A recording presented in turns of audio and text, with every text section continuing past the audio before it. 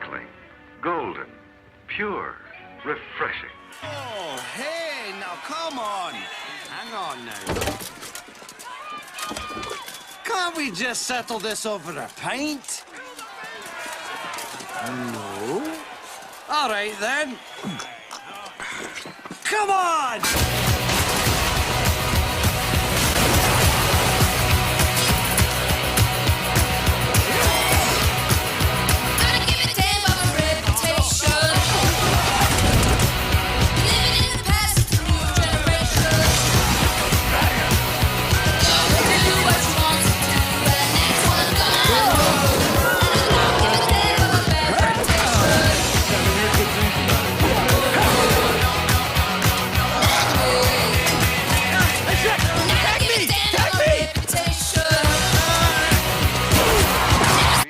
Chilled now, and Ingrid serves it in the traditional manner, from a pitcher with a garland of greenery.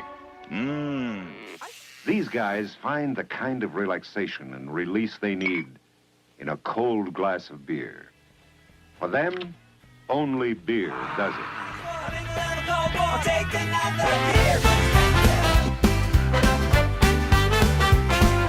Grandpa's telling tales of yore. Bruce Q talks about comics more. Norm's got jokes that we adore. Hawk's our mascot, hear it roar. 3BeerMen drinking in the streams, laughing like there's no tomorrow. Hawk's loud score praising the bars, filled with joy, never sorrow. Grandpa's got his old school tricks, Bruce Q's latest adventure and more. Norm with laughs that'll mix, Hawk circles watch him soar. Beer cans clinking, stories unfold. Nights like these are pure gold. These memories bold, never sold. In twilight's glow time behold. Everyone needs a night like this, full of stories can't be missed. Simple joys, pure bliss. In each sip, there's a twist.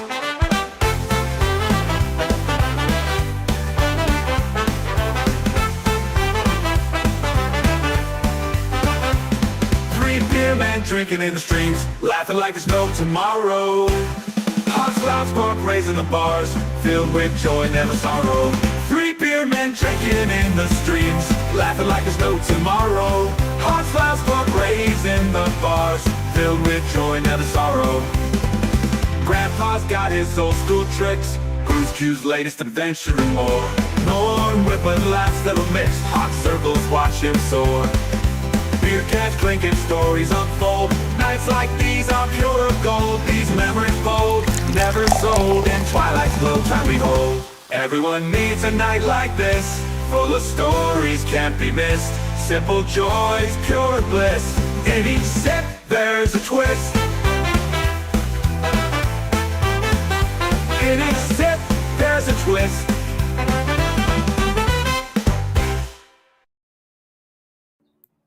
Hey, hey, hey, and welcome to 3BeerMen. Cozy AF tonight with 3BeerMen. We've got Norm, Cosmic, and we're waiting for Hawk to fly in. We're going to tell you what we're drinking tonight, and while you're at it, throw in the chats and let us know what you'll be drinking tonight. And it doesn't have to be alcohol, so please let us know what you're drinking.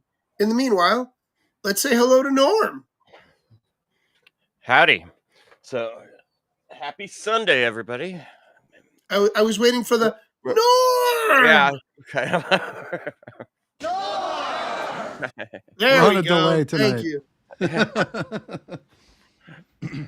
So, happy Sunday. Let me switch my camera so I can show you this beer. Got everything all over the place here tonight. Oh, nope. Where is my scene? Oh, there we go. Things got moved around on my computer here.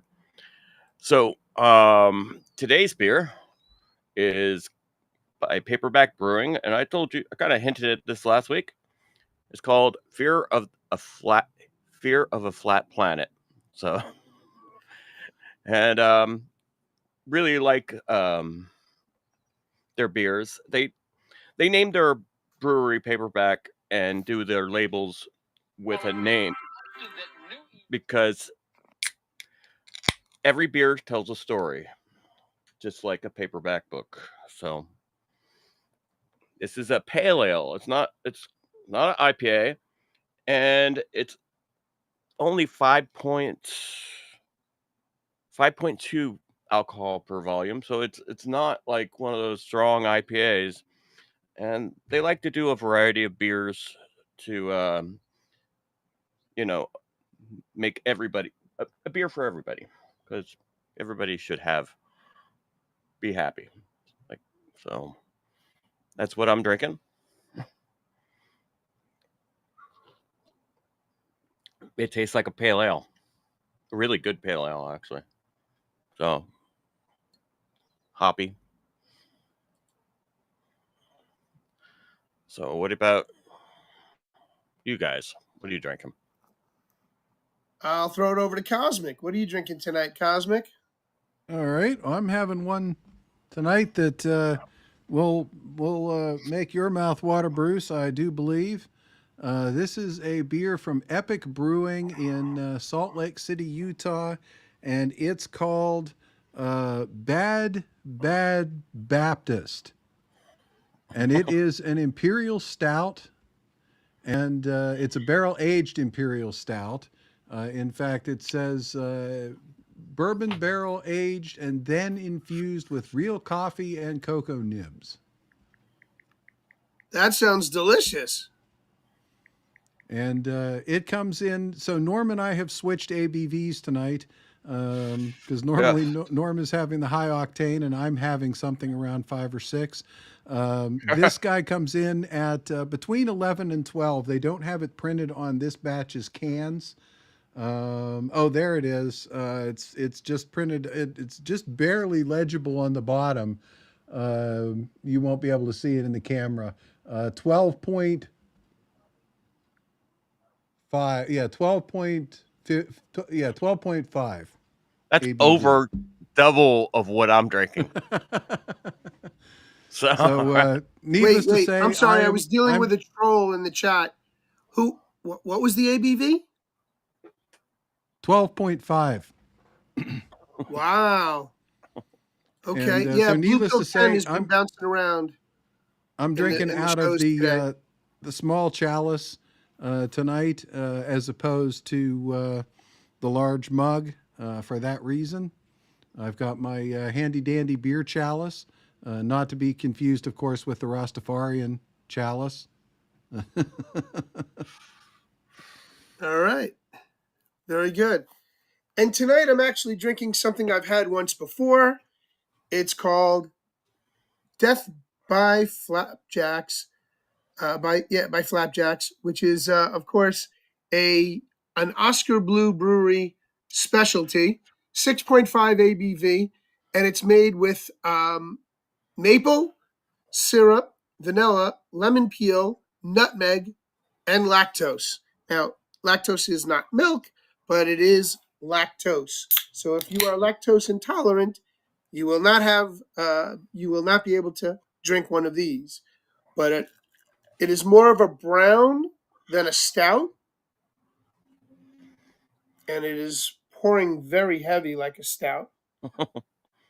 almost look like maple It syrup when says you're it's pouring it. ale. It says it's an ale, but it's a brown ale, as you can see. So I'm just going to take it a little more gingerly here. And I only have one more of these left besides this one, so I will probably be drinking it on another show. I'm trying very hard to only drink one beer a night when I'm on the show because I got to get rid of my gut. And I thought you were going to say you should because start. Mondays. I'm sorry? I thought you were going to say because Mondays. Because of Mondays, yes. I'm only drinking one beer on Sundays because of Mondays. Yes, that too. But I got to get rid of the gut. Now, I had a few too many last weekend, and I paid the price for it. I was Yeah. drinking Guinness all night, and I got so sick. It was crazy. I'm What's still that? recovering Is that the from one last. you referred to as a good breakfast beer? Yes. Yes, I did, Judy. This Death by Flapjacks would go very well with breakfast, pancakes, eggs, whatever. It's just And of course, I haven't tasted it yet, but I will tell you, I'm sure it will be just as delicious as the first time. Plus, it's been sitting a year because it's got to have been a year since I last had it because I buried it in the basement when I was packing out for before all the chaos here at the house with the divorce.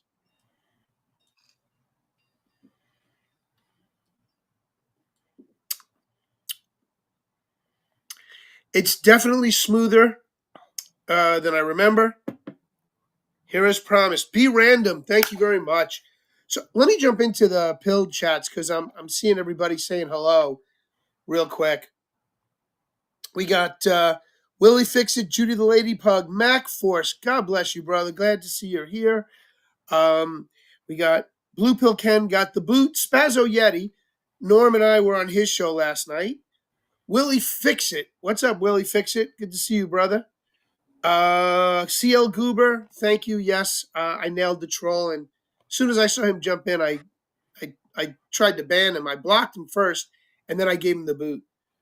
We got SM Jamison. Good to see you. Be random. Thank you for being here. Stax is drinking Moosehead tonight. Sigurd the Dragon Slayer. Hey, I saw you on a show earlier today. I was going to say hello, but then you guys closed up and bounced out.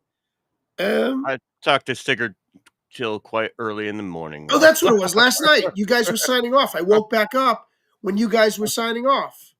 But yeah, we stayed in the Zoom and yeah, you guys were still there, and Spaz was snoring his head off.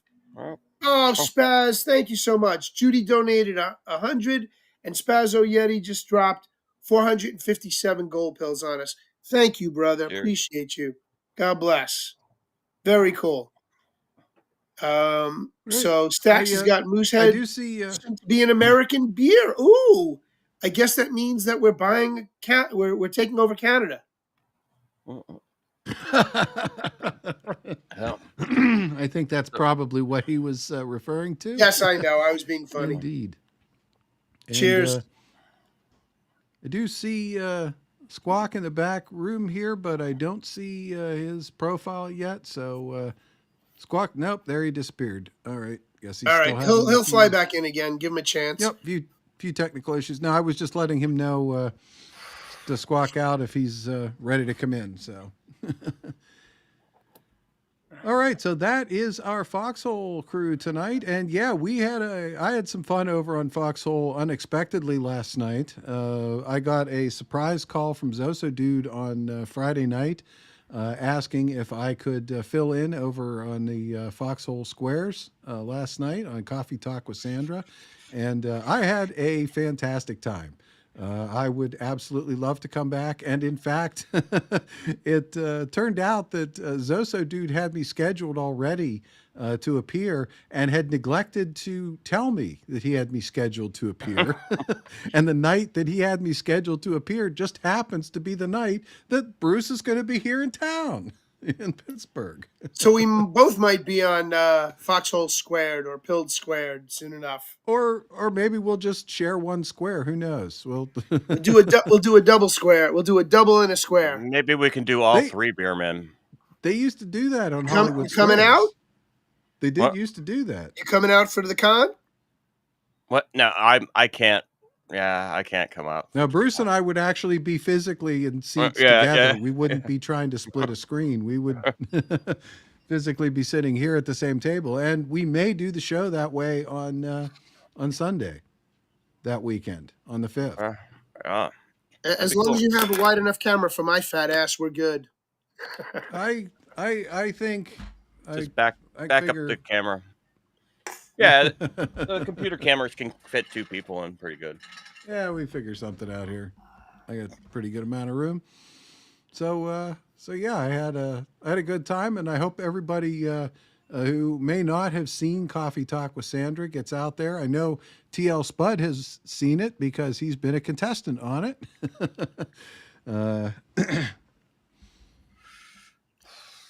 Yep, we got Stevie B in the house. He just joined us. Good to see you, brother. Like I said, I was all day today because I was home doing laundry. I had my laptop on Pilled all day.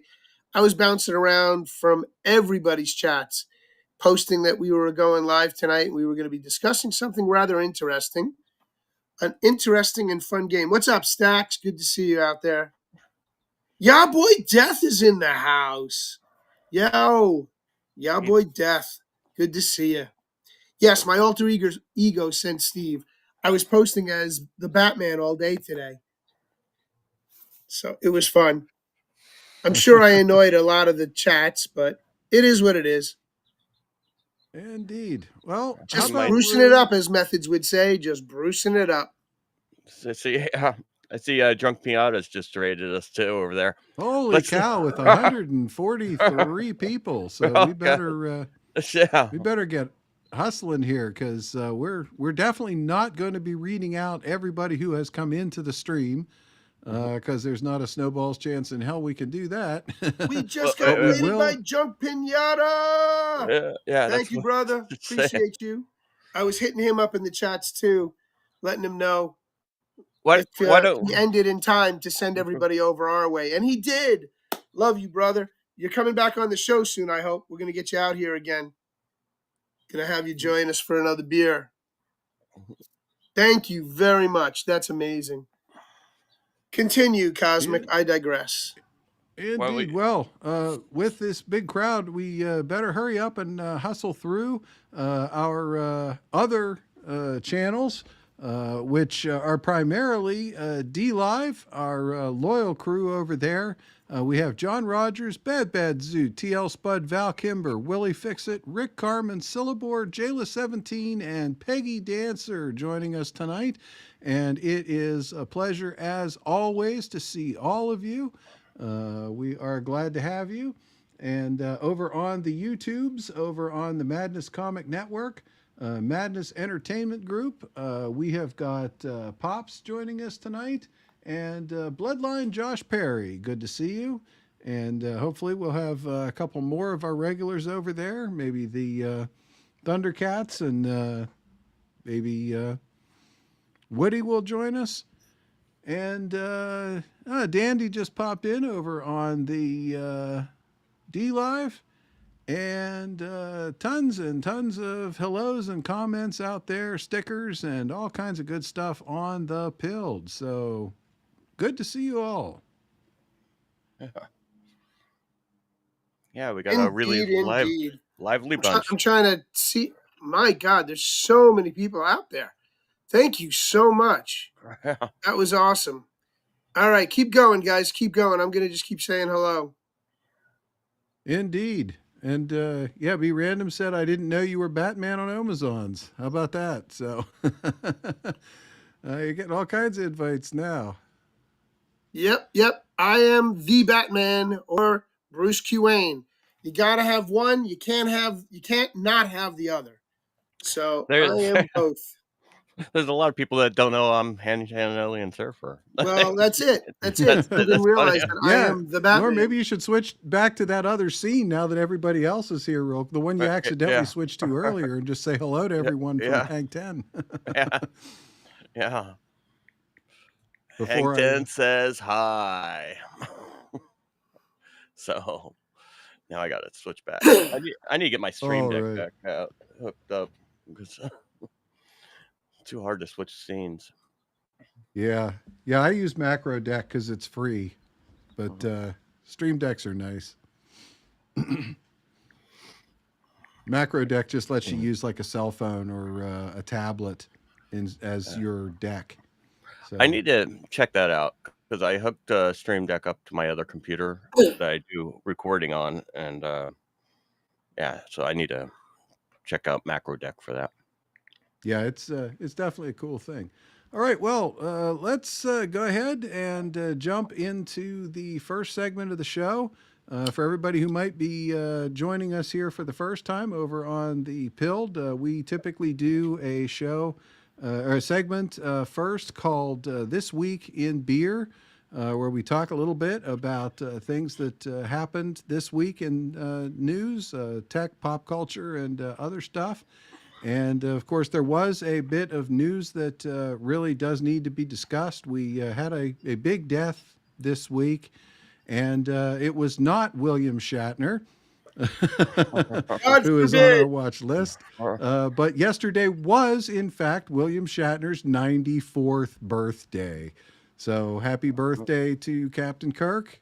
It looks like he ate his younger self. Or maybe the Gorn or both. Yeah. Yeah, exactly. Who knows Indeed.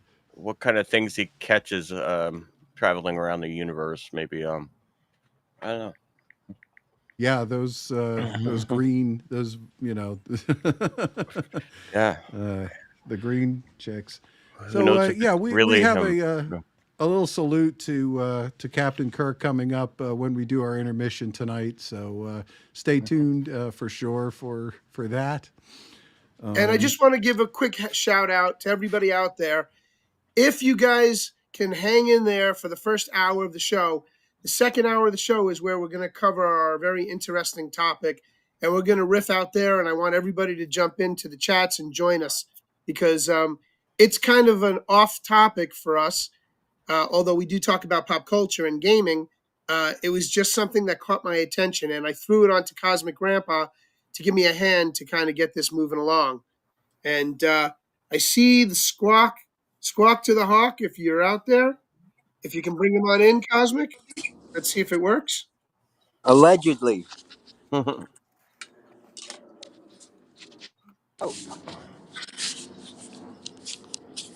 There you are. What are you drinking tonight, Hawk? Same. Okay. Anything but water. Anything but water. Yes. All right. I hear that. Uh, my usual Jack and Coke. I haven't opened it yet, though. There you go. I finished off the last of the Bell Meads Reserve. It was just a little, like literally, it was like just a shot of bourbon left in here, and I guess my son didn't want to finish the bottle on me, so he left me just enough for one shot, which I had earlier with my dinner. That's a criminal offense. I know. if I you're was gonna kind of. kill, I called him out on it too. I called him up after I finished it. I'm like, "So I hope you enjoyed my Bell Meads Reserve." He goes, "What are you talking about?" I said, "You only left me a shot, literally one shot's worth of bourbon left." He goes, "Oh, I'm sorry. We're drinking it for Thanksgiving." And well, okay, now you owe me a new bottle. Looks like we got another raid from our friend Floyd. Due diligence with Due diligence. 58 Double D in the people house. Wow. Holy cow. coming in after Beers and Bros. So welcome all the Beers and Bros guys, people. Well, we've certainly got the beers, and we're four guys here, so we pretty much got the bros too. So pretty good place to carry on for Beers and Bros, I think. So, wow. All right. Well, let's carry on with the show, gentlemen, so we can get to our fun part later.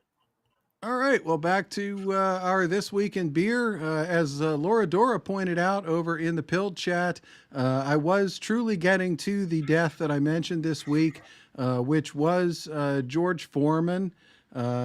Sadly, did pass away this week.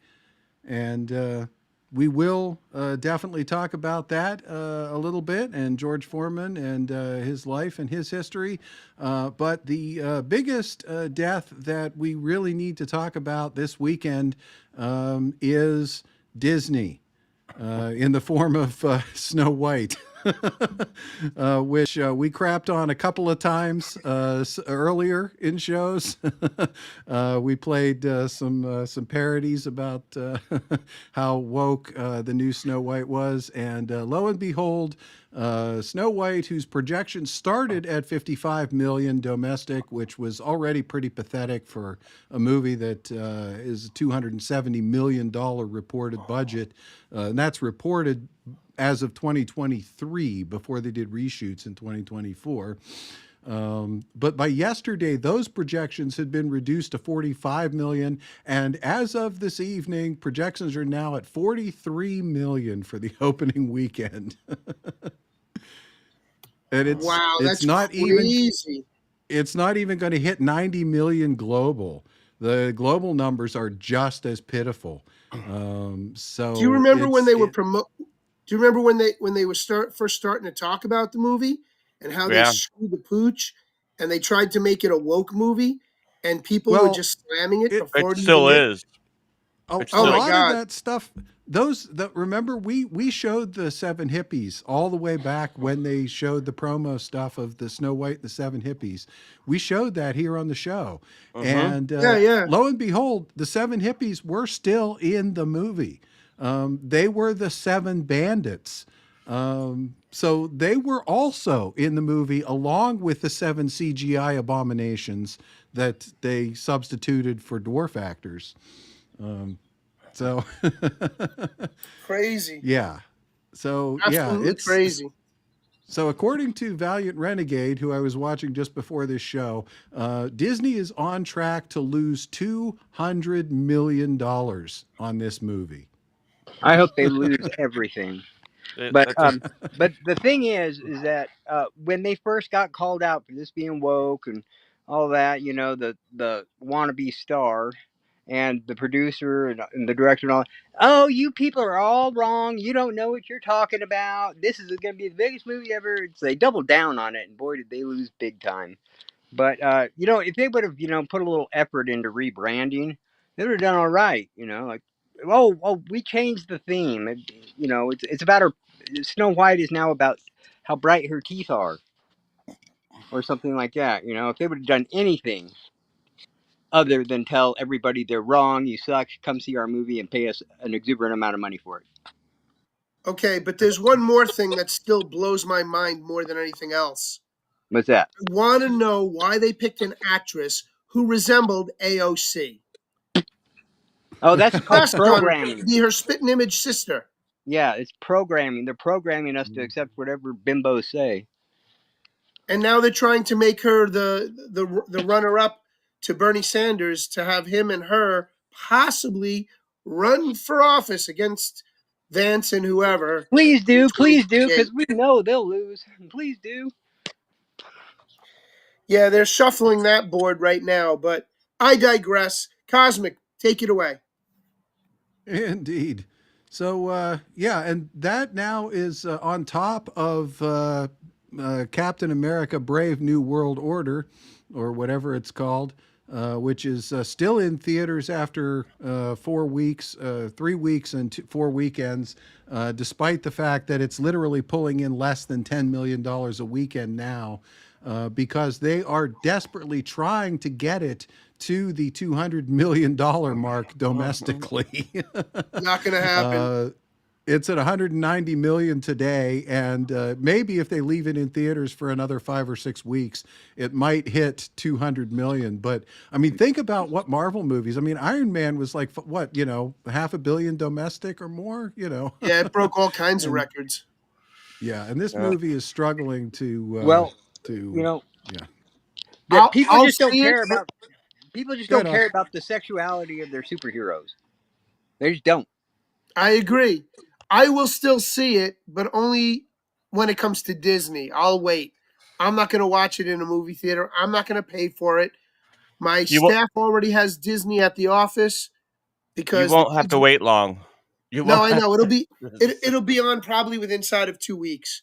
It'll probably be on Disney Channel in 2 weeks. Yeah. So will this Snow White movie. I guarantee Yeah. that'll be on Disney Channel within inside of a week or two. Well, It's a month doing so at horribly. most. They want people to watch it. Well, they still need to get they need the budget and all that, but they're gonna write it off anyway. They've been writing off quite a bit lately. I don't know if Yeah. you've been following. Disney's taking a hit like nobody's Well, business. yeah. No, I know. They own this neighborhood pretty much, so Yeah. it's. But Yeah, Norm is in their backyard. That's for sure.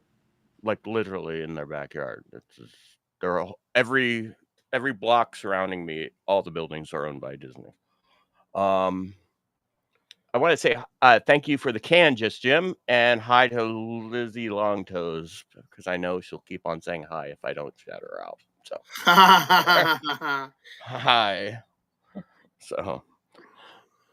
So what's the pill count? Because Just Jim donated a can, so he must have donated something to make that a palindrome now. So, Yo, bro, Mountain Dog Boy, good to see you, brother. oh, Indeed. M1911 Zoom. Didn't we talk to him last night too? Was he there last night? I don't know. I fell Yeah, asleep, bro. yeah, that's right. You fell asleep. He did a spaz and some spaz I joke. pulled a spaz before spaz. Yeah. I spazzed before spaz. Hold So, on, where'd you go? Yeah, boy, Death, where'd you go, man? I got you the link. Oh, there you are. Okay. Yeah, boy, Death. I think that's a link. Check that out. The Doge hat is available on Amazon.com. Check it and out. yeah, boy, Death is drinking a Yingling like normal. There you go. Yep, drinking his Yingling. He's been in the chat since the very beginning of our show, like last 4 years, and I think he's always drinking a Yingling. If I Okay, remember. somebody's chatting in Russian, and I don't have a conversion or a translator. Anybody else? It's Well, somebody +1'd it, so I'm gonna hope that it's a good sign. I think I know who that is. It's somebody I just broke up with, I think. Russian bot. Russian bot?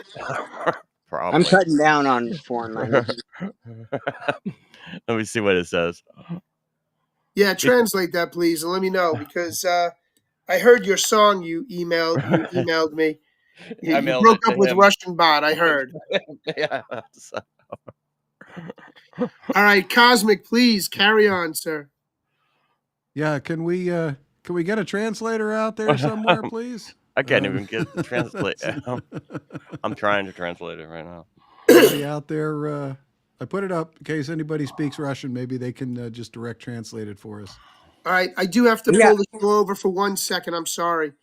Subpack Vet just informed me that we need prayers going out to one of our very OGs out here, W.C. Craneup. He was just diagnosed with brain cancer. Wow, man. He's in good spirits, but he was just diagnosed with brain cancer. And damn. I actually had the pleasure of meeting him when I went out for Dave's memorial and stayed with Subpack Vet. W.C. Craneup was there with us and was camping out with us, along with Mountain Dog Boy and creative writer. So, damn. He just beat cancer last year, 2 years ago. He was fighting that for 5 years, and now he's got brain cancer? So I translated it. So What's it say? It's relevant. Is this beer talk or cheers over fictional characters? Okay. There we go. It's actually Thank you. Well funny. done. Right. Nicely done. So prayers up, everybody, for W.C. Craneup, and thank you, Russian bot, for taking it out on Norm. It's his fault. I don't know if that's Russian bot or not, but I'm just assuming because him and I have been going back and forth for years now about he memes me all the time, and I finally just jabbed back at him. Are we sure that was Russian and not Slavic? I'm not actually sure. I'm not even sure if it was a Russian bot, but okay. Well, you can translate the name if you can copy the name, but let's digress and let's carry on, Cosmic, please. We got a lot of people here and they want to get to our show.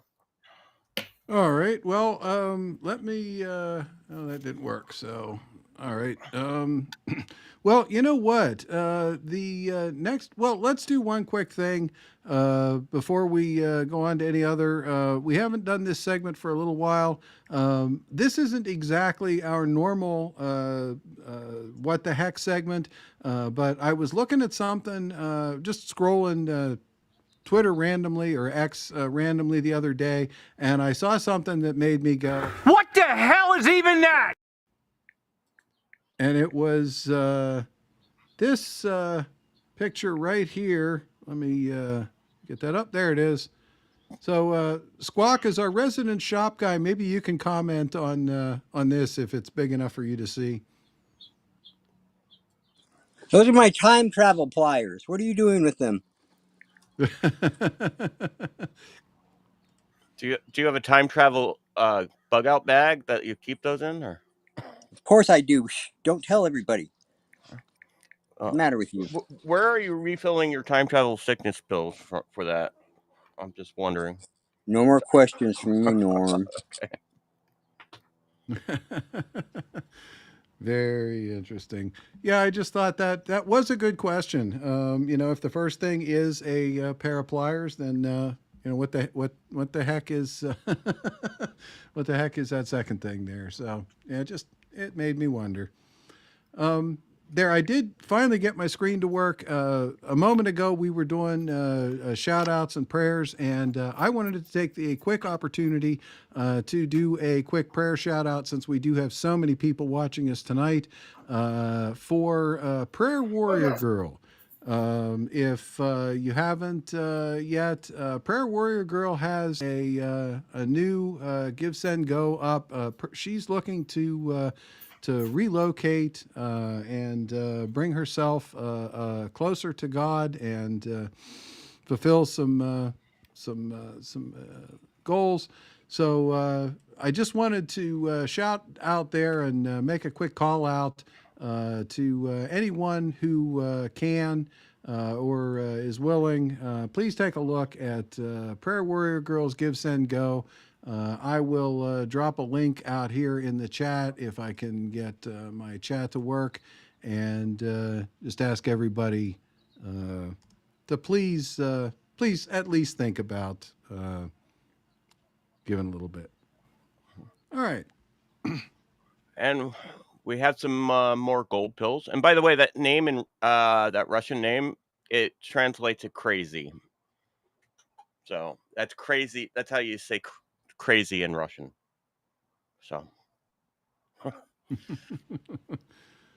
little bit of All fun there. right. But I want to thank No Prisoners Podcast for the cookie and Yeah Boy Death for the 3 cans. For the 3 cans on 3BeerMen. So thank you. And yeah, it has been 4 years that we've been on the show. We just had our anniversary show last week. So 4 years. Indeed. I've been gabbing so much, I'm behind on showing the thanks. So let me quickly get caught up showing the thanks. Bruce, are you just off camera? Are you still, or did you step away? He might have gotten we're either going to jump into tonight's segment a little bit early, or I'm going to ask Squawk if he's ready to break a few eggs, because we haven't done a cooking with Squawk segment for quite a while, and I have a short one that we've had backed up here for quite a while. Yeah, I'm wondering what I made now. All right. So All right. my Well, translation my translation might be Okay. wrong, by the way. And thank you, Old Salty Dog, for the can, but Music Man says it's wrong. Okay, I should put a disclaimer. I don't speak Russian. That's what the internet told me, but Don't speak, read, or understand Russian. Gotcha. yeah. So yeah. Me neither. What is it, Music Man? So if it's wrong, I don't. Okay. All right. So, does this what ring any make? bells? Does this bring up any memories? Oh yeah, that's exactly what I was doing. How did you know? All right. This is back when eggs were cheap. That's how long ago this was. Or cheaper. Yeah, this is we've had these back. I could spare a whole two without taking out a bank loan.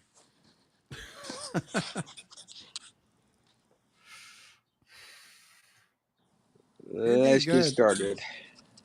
Yep. What's the next picture we got? Oh, why is it not switching to the next picture? What is wrong with my? There it is. Sorry about that. Yes. There we go. Now, I make a lot of omelets. Sometimes I'll have a fried egg. Rarely will I hard boil. I'll scramble, but I like omelets. Does that make you a cannibal? The trick to a good omelet, shut up, Norm, is Parmesan. Sprinkle a little Parmesan in that. It's the unrecognizable but excellent flavor you get from every place you buy an omelet, whether a pancake house or what's that one awful place? They got like 5 menu items. What's the name of that place? IHOP. No, it's the really small one where you sit up at the front. Like a Everybody's got it's the hash browns. It's all about going there for the hash browns, and you're drunk, and it's 2 a.m. Norm, what is it? I was going to House say of Denny's. Pancakes? Waffle No, House. that's Waffle House. Waffle House. We don't There have you go. Waffle House. The awful waffle. I don't think we have them here. I've never I been to bet one. you do. I bet they're in all 50 states, Norm. Probably do, but Laura Dora got it. I know. Wait, I know this. They're For, lagged a little bit, but Laura Dora had Waffle House. So yeah. yep. All right. Laura Dora got it. No, actually, there is somebody did some deep dive research into that. His name is the Fat Electrician. Check out his YouTube channel. He does a review on the Waffle House, and it is there is much more to that little, place to stop for breakfast than I ever imagined. He goes over it all. Check it out. Okay, now back to omelets as I know them. Yes, definitely use Parmesan in it. Next, this is next. huh? Okay, This is so next. okay, yep. So we got plenty of Parmesan on there. Okay, next trick is folding. Okay, now when you're doing an omelet, it's one of these things, and eggs in general, you just can't rush. You cannot just throw this on high heat. Like we try to slick ass microwave society everything, right? You got to keep it at medium temperature. Got to keep, whatever your lubricant is, whether it be, spray on Pam or butter or margarine or even oil. But whatever that nonstick you're using, it has to be up to temperature first. See, you can go all the way to high, but you need to turn it down to medium before you add your eggs to it. But the other trick too is once you put your cheese on top, then cover it, and it doesn't take very long, a minute, and then you'll be ready to fold. People are still arguing over what's better, a 2 or 3 egg omelet. I don't care. I'll take both of them. Okay, folding it can be tricky. But as you can see here, I folded it already and applied the bread, because I'm making an omelet sandwich, obviously. So I put the bread down, and then I get underneath the egg and flip it over.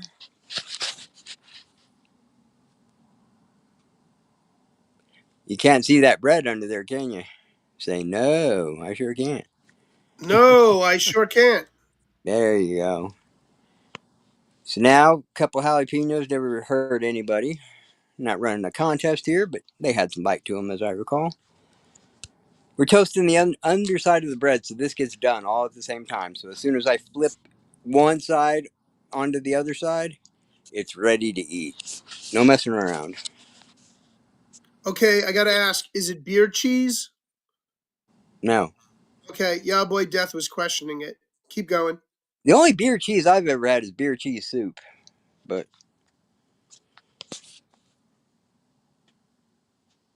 there we go. Perfectly toasted to me. Looks good. Well, Indeed. this is the thing that, okay, I misspoke. That is not, that is grilled.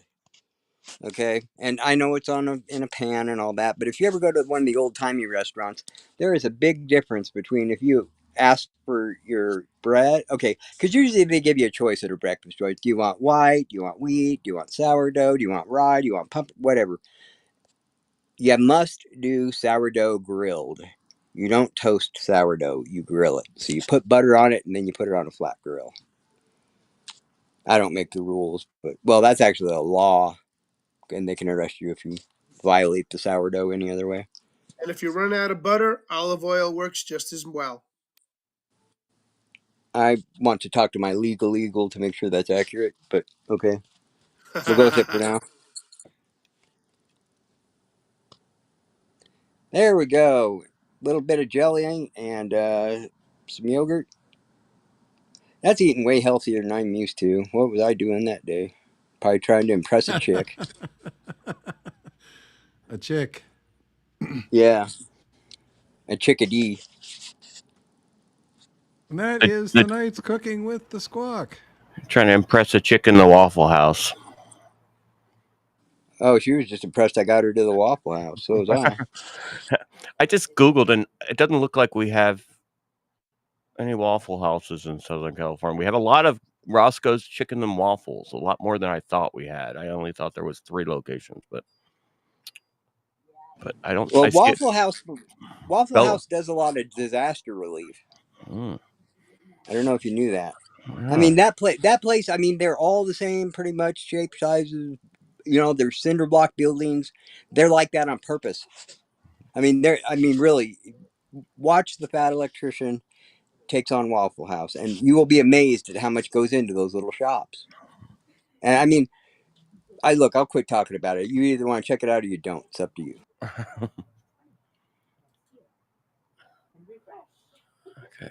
let me bring up my. Apparently, we have Bruce, some You're translations. talking into the air. I'm muted. Oh, well. I just wanted to say hello to Bloodline Josh Perry. Thank you. Good to see you out there. Okay. And if I can, real quick, guys, here on Pilled Foxhole, there is a little thing called the Red Pill. If you go over to the Favorites tab in the right-hand corner, there's a red and a blue pill. Click that red pill for us, will you? Let everybody know you like our show, and it'll help our algorithms as well. I'd love to see us break 100 tonight. We got at least 100 people in here right now, so please do me that favor and hit that red pill. I digress. Cosmic, back to you. Indeed. Well, And that was our. Go ahead, Norm. Music Man says, Hawk, check your DMs. I was. I don't. I could was have check. flashed that on the screen. No. Anyway. Okay. How about no? How about I'm busy and I'll get back to you? I was. Yeah. Okay. So he told me to translate.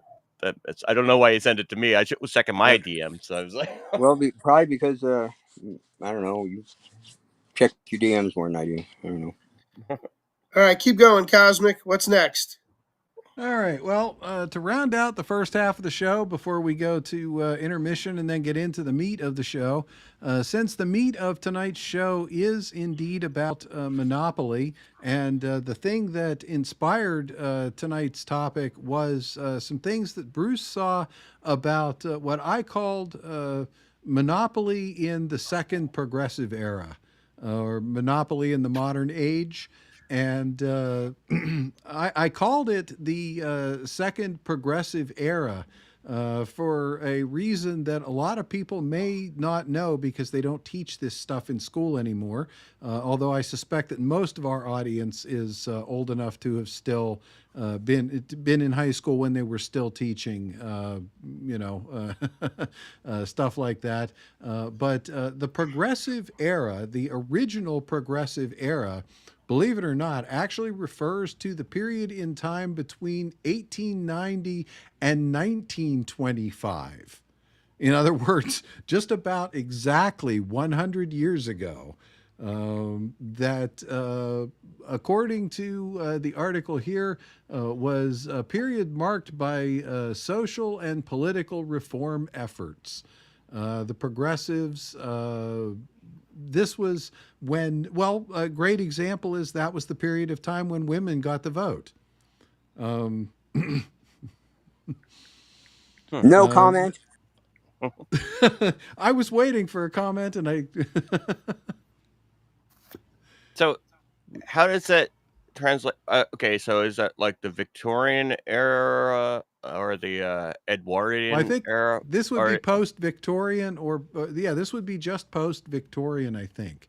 1890 to 1925 happens to be when the original brewery that my brewery ended up in was built. The Eberhard and Ober Company was primarily from that era, although they started in the 1870s. They were primarily from the 1890s to the 1920s. So their whole history is seeped in there, and I have tons of that, where you can see a lot of what's going on during that period. Monopolies were a big target during that period. The trust busters, Teddy Roosevelt, all of that stuff. The robber barons, right? Yeah. Yeah, mm-hmm. That's when they raided, like they made like Meat Safe and they did a lot of that sort of. To me, it was a very restless era. There was a lot of a lot of civil disobedience. Let's call it. That's also the era the unions came in. Yeah, To, which led to and Jimmy Hoffa. So that's a bad thing. let's not forget that prohibition falls squarely in that yeah. Yeah, big range problems. too. Big problems. So Yeah, there were all kinds of. So that was 100 years ago.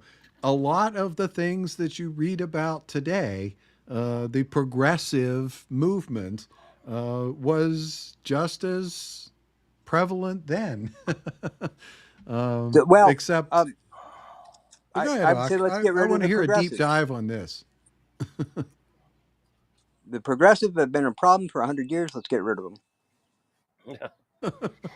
Well, that's a short dive. So what was the popular?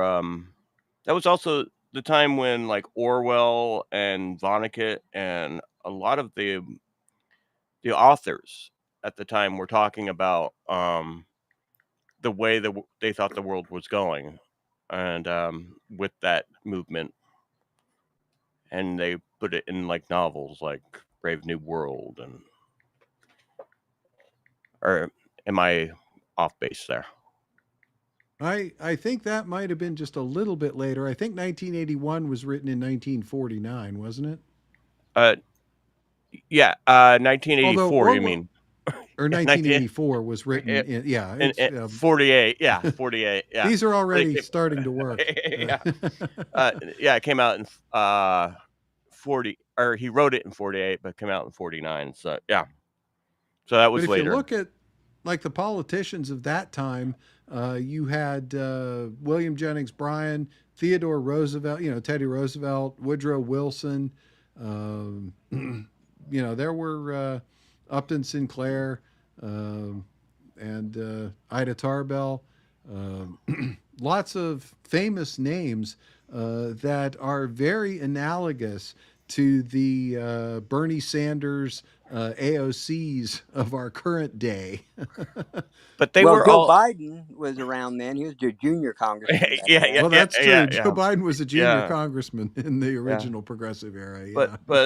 but a lot of the politicians back then were aristocrats that became politicians, weren't they? Or They came from all over back then, just like now. but weren't they just rich people that like more of the No, aristocratic, like Teddy Roosevelt, and already had money, and so did his uncle, Teddy's uncle Frank. generally speaking, the president has always had some sort of money. Now, Yeah, depending on how wealthy yeah. is another question. I mean, I think the brokest president we ever had was Ulysses S. Grant. Yeah. Well, yeah, he came from the military. Well, the ones that came from the military, yeah. Well, a lot of them Yeah. did have money and prestige, but he was an alcoholic pretty bad. So he kind of, he's why we came up with that permanent pension fund for the, they get paid their salary after they're president or whatever. Yep. And his Indeed. Yep. Yep. All right. So And on a more modern topic, Cowboy Death asks if I wonder if they're still charging extra for eggs. I wanted to mention when we did the omelet segment that eggs may be inexpensive enough that by the time Easter comes around in just a few weeks, I may actually break out the egg bot and do some more robotically decorated eggs. I haven't done that for a couple of years now, and I was thinking that eggs were going to be too expensive. But if you look at the graph of egg prices, they have absolutely plummeted. It turns out an amazing thing happens if you don't kill all the chickens. They reproduce, and they make more chickens, and they make eggs. And all of a sudden, there's eggs in the market,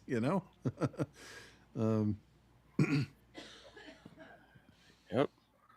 And so the price is, I mean, literally from over $8 down to 3 something in the last few weeks.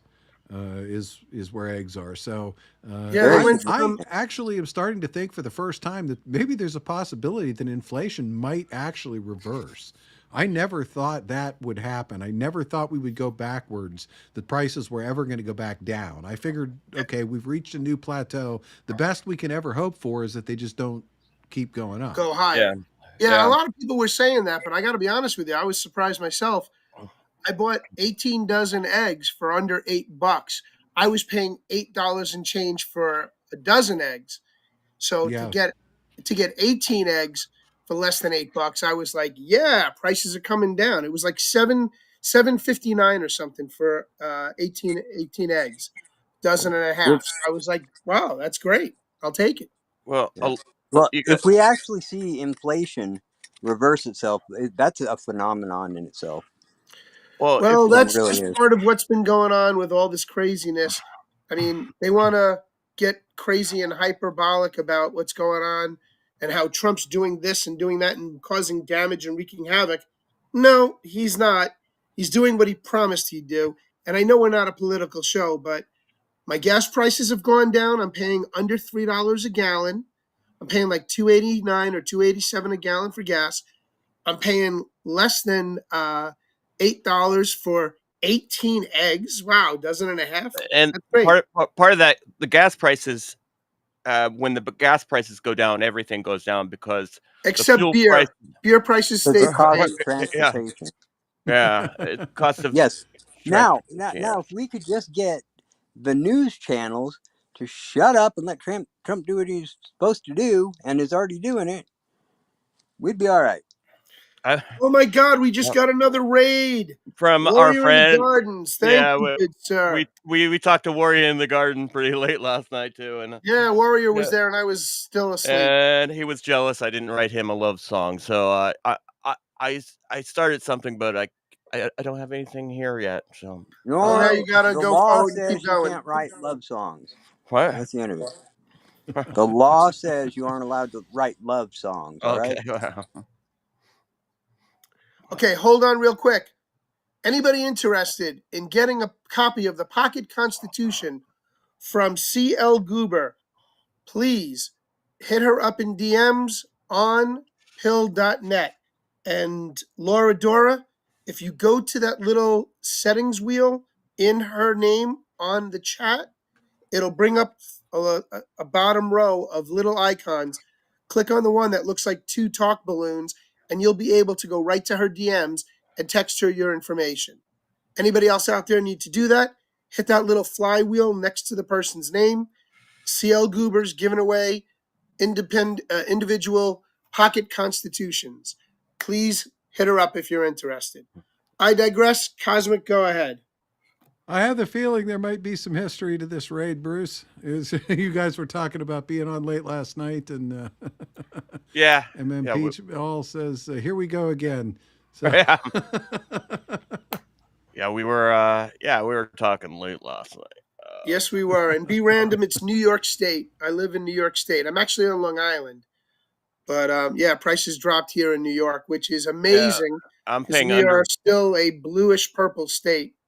I'm paying Long under. Island is red, but New York City is blue, and hence New York State tends to lean more blue because they keep stealing the elections.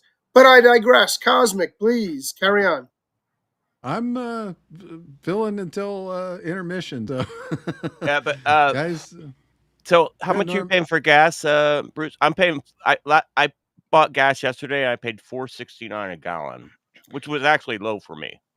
Yeah, I paid Uh, uh, 280. I think it was 287.99. I'm so So jealous. 288 for a gallon of gas. Holy cow! Yeah, I was paying. I was I paying haven't guessed up. I was paying 310, 320. Mrs. Cos does all the driving in her tank, her Volvo, and her XC90 Volvo tank, and she fuels that up. So I have no idea. And I drive so little in my car that I haven't filled it up in probably a month, and it was still in the 480 when I filled it up last time. So I paid I $4.69 when I filled up the Subaru yesterday. So If I filled mine up now, mine does take the 92. Mine takes the expensive gas. So if I get back under $4, I will truly be. I'll be happy. I'll be doing a little Snoopy dance. Yeah, so would I. Yeah, so will I. Trust me, it's like and I'm sorry, not sorry, Norm, but you have to pay extra because you got to get the car washed every time. Yeah. Well, that's the only reason why I drive the Cadillac anymore is to get the car wash. I don't drive that because it's a V8. The gas is so expensive for it. So I took it out yesterday, and I need to get a cover for it for you. Yeah. We call those car diapers. Yeah. All right. I think even though it's a little early, I think we need to roll the intermission because I got a Zarge I got to take. All right. I am up with you there. I am out of beer, so I'm ready for a refill. So we are going to go ahead and run a little intermission tonight. Tonight's intermission, as I mentioned, has a little tribute to William Shatner as Captain Kirk at the beginning. And then another preview of coming attractions from Freedom Voice Media. So enjoy, and we'll be back in 5.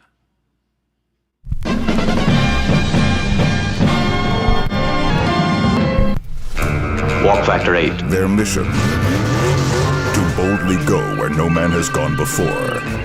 But outer space has other plans. And now, their mission has changed. There's just one thing I want. Revenge, Captain? Why not?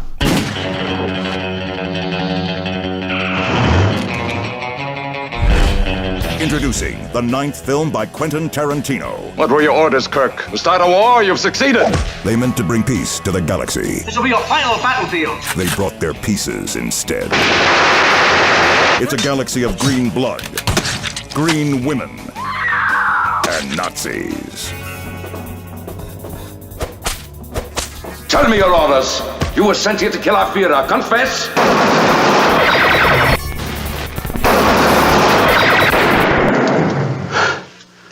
What in blazes is this? Captain Kirk. The captain's log isn't the only wood he's packing. Captain. Mr. Spock. Half Vulcan, half human, full killing machine. Bones. This doctor is the real McCoy. Uhura. Sending out vibes on all frequencies. Sulu. Deadly at the helm. Even deadlier with a blade. Chekhov. One badass mother Russian. And Scotty, he'll give you all he's got. I didn't say the Enterprise should be hauling garbage. It should be hauled away as garbage.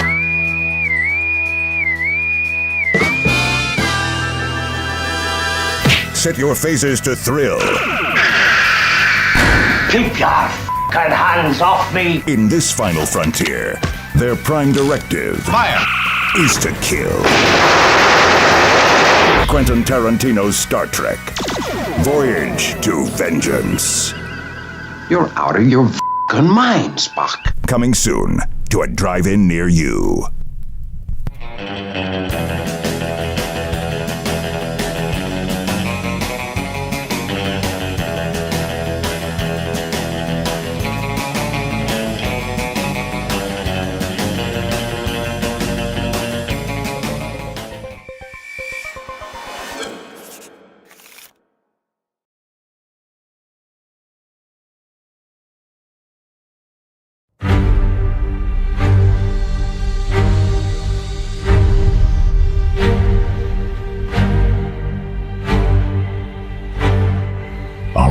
Are not defined by one thought or one word.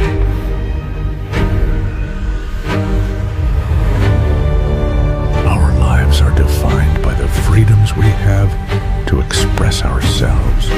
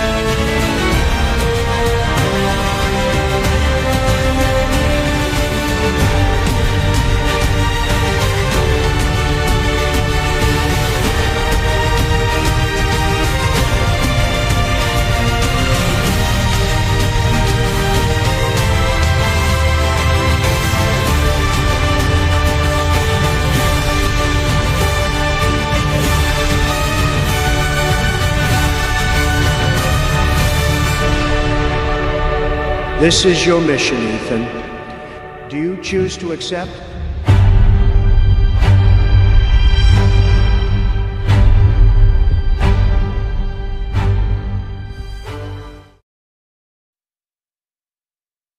And we're back. I guess Bruce had an extra long Zarge because he didn't make it back. I'm here. I'm here. I'm here. Hey. Yeah, Boy Death, I agree with you about Sulu. Yep. And Yeah, Ruby he, Shoes, have a great evening. Thank you for joining us tonight. Ruby Shoes had a bolt. Indeed. All right. Well, that brings us into the main portion of the show, which is brought to you tonight by Bruce, who made tonight's suggestion. And I told him earlier when we talked about this today that I thought it was ironic because I had just said 2 weeks ago on the show that we were not a show that typically did a play videos and react kind of thing. That wasn't our format. We were kind of all original material, and I struggled hard to find all original material. But I had a really busy week this week, and I thought Bruce's subject was particularly intriguing, and I didn't have time to do the research on it. So tonight we are going to have a play videos and react segment. Let me preface what happened first. Go ahead, so Bruce. We have an idea. All right. So I was watching, I don't know whether it was Hulu or Prime. I was watching, it was Reacher. I was watching this It's on newest Amazon episode Prime. of Reacher on Amazon Prime. And a commercial for none other than Monopoly extension packs came on. Now, I used to be in the toy industry. I used to dabble. I used to be a journalist in the toy industry with my other podcast group years ago. And I was a journalist, so I would write articles on all the different things that were coming up. Hey, TL Spuds, good to see you out there. So, yes, I saw this commercial, and they added 3 new extension packs that are supposedly going to help you shorten up the game. But I thought that was kind of odd because I remember it being a family fun game that we would break out on either a Friday night after Shabbos dinner or Saturday afternoon after morning, after Saturday services, or Sunday when we were all just hanging around the house. So we would make it a game day, and Monopoly was one of our favorite games. My son Reese was always winning the game. He just had this knack for winning. I don't know why. He just kind of always figured it out. But now, instead of making the game longer, they've made the game shorter by adding these extension packs. And I'm like, well, what are these extension packs about? So we're going to delve into that tonight, and we're going to show you guys. They actually created 3 extension packs that expand the broadness of the game, but also compact it down into a time containment issue that shortens the game for you to have the game done in under an hour. So, Cosmic, why don't you delve into I think what the history of Monopoly, I think, would be the best one to start Yeah, with. let me start with the origin short here. The origin short is a short that kind of but before we go into the longer the longer one, let me run this one first and see what everybody thinks. Did you know that Monopoly started as the landlord's game? In 1904, Elizabeth Meiji created it to teach about economic inequality. The game aimed to show how land monopolies hurt the common person. It featured a unique design with properties and a banker role. In the 1930s, Charles Darrow adapted it and sold it to Parker Brothers. Darrow's version became a massive hit, changing the game's fate forever.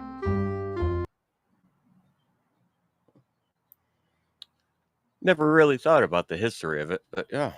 So the game was originally called Landlord's Game. The Landlord's Game was basically a way to teach kids how to try to maneuver and beat around a landlord, to show you what comes of it and the frustrations that go with being a a landlord as well, owning property and such. But the woman who created it was using it as a teaching lesson for children. And we just lost Hawk. Hopefully he'll make it back in. If you can hear me, Hawk, hopefully we'll see you on the next side. But yeah, it was really frustrating when I first read about that, and that it was then taken and turned into the board game Monopoly by a guy who took the rights and then sold it to Parker Brothers. I wasn't so. Well, I wanted to run that piece first before I ran the longer piece. If you want me to run the longer piece, that's up to you. All right, let's get a consensus in the pilled chats. You guys want to hear a 6-minute version of the whole reason, the landlord game became Monopoly? Please put a number 1 in the chats for yes, 2 in the chats for no. Let's see what you guys do. And anybody else out there in DLive, same thing, please. In Rumble, same thing. 1 for yes, 2 for no. Let me hear you guys. Let's hear what the consensus is. All right, and while that is, okay, we're getting some ones already, and I don't want to slant anybody's opinion, but I will say that the longer piece, the 6-minute piece that Bruce is referring to, is actually from CBS, which, as far as I'm concerned, you can drop the C and it will still be just as accurate. But it's all BS. But it is from a CBS morning show, which is one of their tamer shows. It wasn't intended necessarily to be political. But I did tell Bruce earlier this afternoon when I watched it that I, like everything else mainstream, it kind of comes across as kind of smarmy, kind of opinionated, like, well, we knew this, but we know you didn't know this, So take all their commentary as a grain of salt, but the history of what it does breaks it down. And I'm sorry, yeah, boy, Death. It looks like the ones are going to win out on this one. And CL Goober, we asked to put a 1 in the chats for yes, if you want to hear the 6-minute version of how the history of Monopoly. And you put a number 3 because you missed the question, but we just gave it to you. Number 1 for yes, number 2 for no. And we've been getting a lot of 1s. So and we got 1s. We got 1 over on DLive and no 2s. It's overwhelming. Right. So let's just run the video, and I'm gonna mute. Go ahead, Cosmic. All right, here we go. The board game Monopoly has been around for a very long time, and American families still love playing it, even if it can drag on too long, earning the nickname monotony. But the game has a remarkable history that reaches back to the early 20th century. David Begnaud is here with that story. Good morning, David. Vanita, good morning. The history is legendary. The Beatles played Monopoly in a New York hotel room on their first U.S. tour. The game was even used to smuggle money and maps to POWs during World War II. And it turns out the game's history is scandalous. And today's version is nothing like what it was meant to be. This is $800 rent instead of $330 rent. It's a Tuesday morning in Southern California, and Timothy Vandenberg, the second-ranked competitive Monopoly player in the country, is using the game to teach math to his 6th grade class. She's at like 38 away. But his tips are the tools that every Monopoly player should know. Number 1, the oranges are king, but anything could win except for the browns. Number 2, build to the 3-house level. That's when you get your best return on investment. And number 3, think ahead. Now that's a major life skill we want our children and adults these days. Plan ahead. Now you want to build. It's ironic that Vandenberg uses the board game to educate, because that is exactly what it was created for, before it became an American icon. Come on, let's play Monopoly. If Monopoly had a detective token, it would go to Mary Palan. Connecticut Avenue, $120, I'm totally buying it. Part journalist, part sleuth, Palan exhausted 5 years researching the game's origin. I set out to find out the truth about Monopoly, and I didn't know where that was going to take me. Her findings are revealed in The Monopolists, obsession, fury, and the scandal behind the world's favorite board game. I, like most people, thought that Monopoly was invented during the Great Depression. I, like a lot of people, had heard this story that a man invented it. His name was Charles Darrow, sells it to Parker Brothers, rags to riches, Cinderella story, all is great. The problem is that's not exactly true. The truth, Palan discovered, is that a woman, Elizabeth McGee, invented the game in 1903 as a protest against big money of the Gilded Age. I'm just going to pause here real quick, not necessarily because I want to interject as much, but this would be the point where I would interject about the smarmy part, because as anyone who just watched the previous short knows, it was obviously a woman who invented it and a man who stole it and sold it to Parker Brothers. But I'm also interrupting so that we don't get a copyright strike over on YouTube for just playing a long video outright without commentary. The whole point of copyright protection is that we comment on the video. So if you have any comments on the video up to this point, now would be a good time to make them. Okay, real quick, yes. I was very surprised when I found out that the Monopoly board game was used to smuggle stuff into World War II, during World War II. I found that to be very intriguing. That was something I didn't know about it. I heard a story that kind of reminded me of a story I heard from one of my relatives when I was a kid, that was in World War II, that they also used to trick the locals into convincing them that Monopoly money was U.S. currency. I didn't hear that before. Like Japan and... I that's never heard funny. that one. Well, U.S. money is like Monopoly money these days. Yeah, it's the other way around. Yeah, Monopoly money's more valuable. Ain't that the truth? But they were like tricking like the locals in like Japan and the islands around there, thinking that it was U.S. currency. So, and then buying things with it. About Monopoly, I can only say this. I played it so much, I'm sick to death of it, and I hope I never see a board again. Well, I mean, we played tournaments. Yeah. I've had enough. Then and that spin-off one they made, Boardwalk, that game sucked. That's why you can't find it anymore. It was always like a rainy day staple in the house for us to play a board game, and Monopoly was one of those. But the last time I did play it, we were messing around with the TV. It was about 10 years ago. Kitty and I were messing around with the TV and discovered it was on our TV. And so we played it actually for a couple days. We on the TV? Yeah, on every Samsung TV has a Monopoly on it. And that's been for at least I got a jumbo 55-inch here. I'm going to go look for it now. Yeah, for at least 10 years ago or over, because I believe this is like probably 2014. But if it's a smart Samsung TV, it probably has it. So it is, and I'm going to search for it right now. So, because we checked our other TV and it had. I hadn't checked the new one here. Back to you, Cosmic. But yeah. No. All right. Well, I can go back to playing the rest of the video. Please do.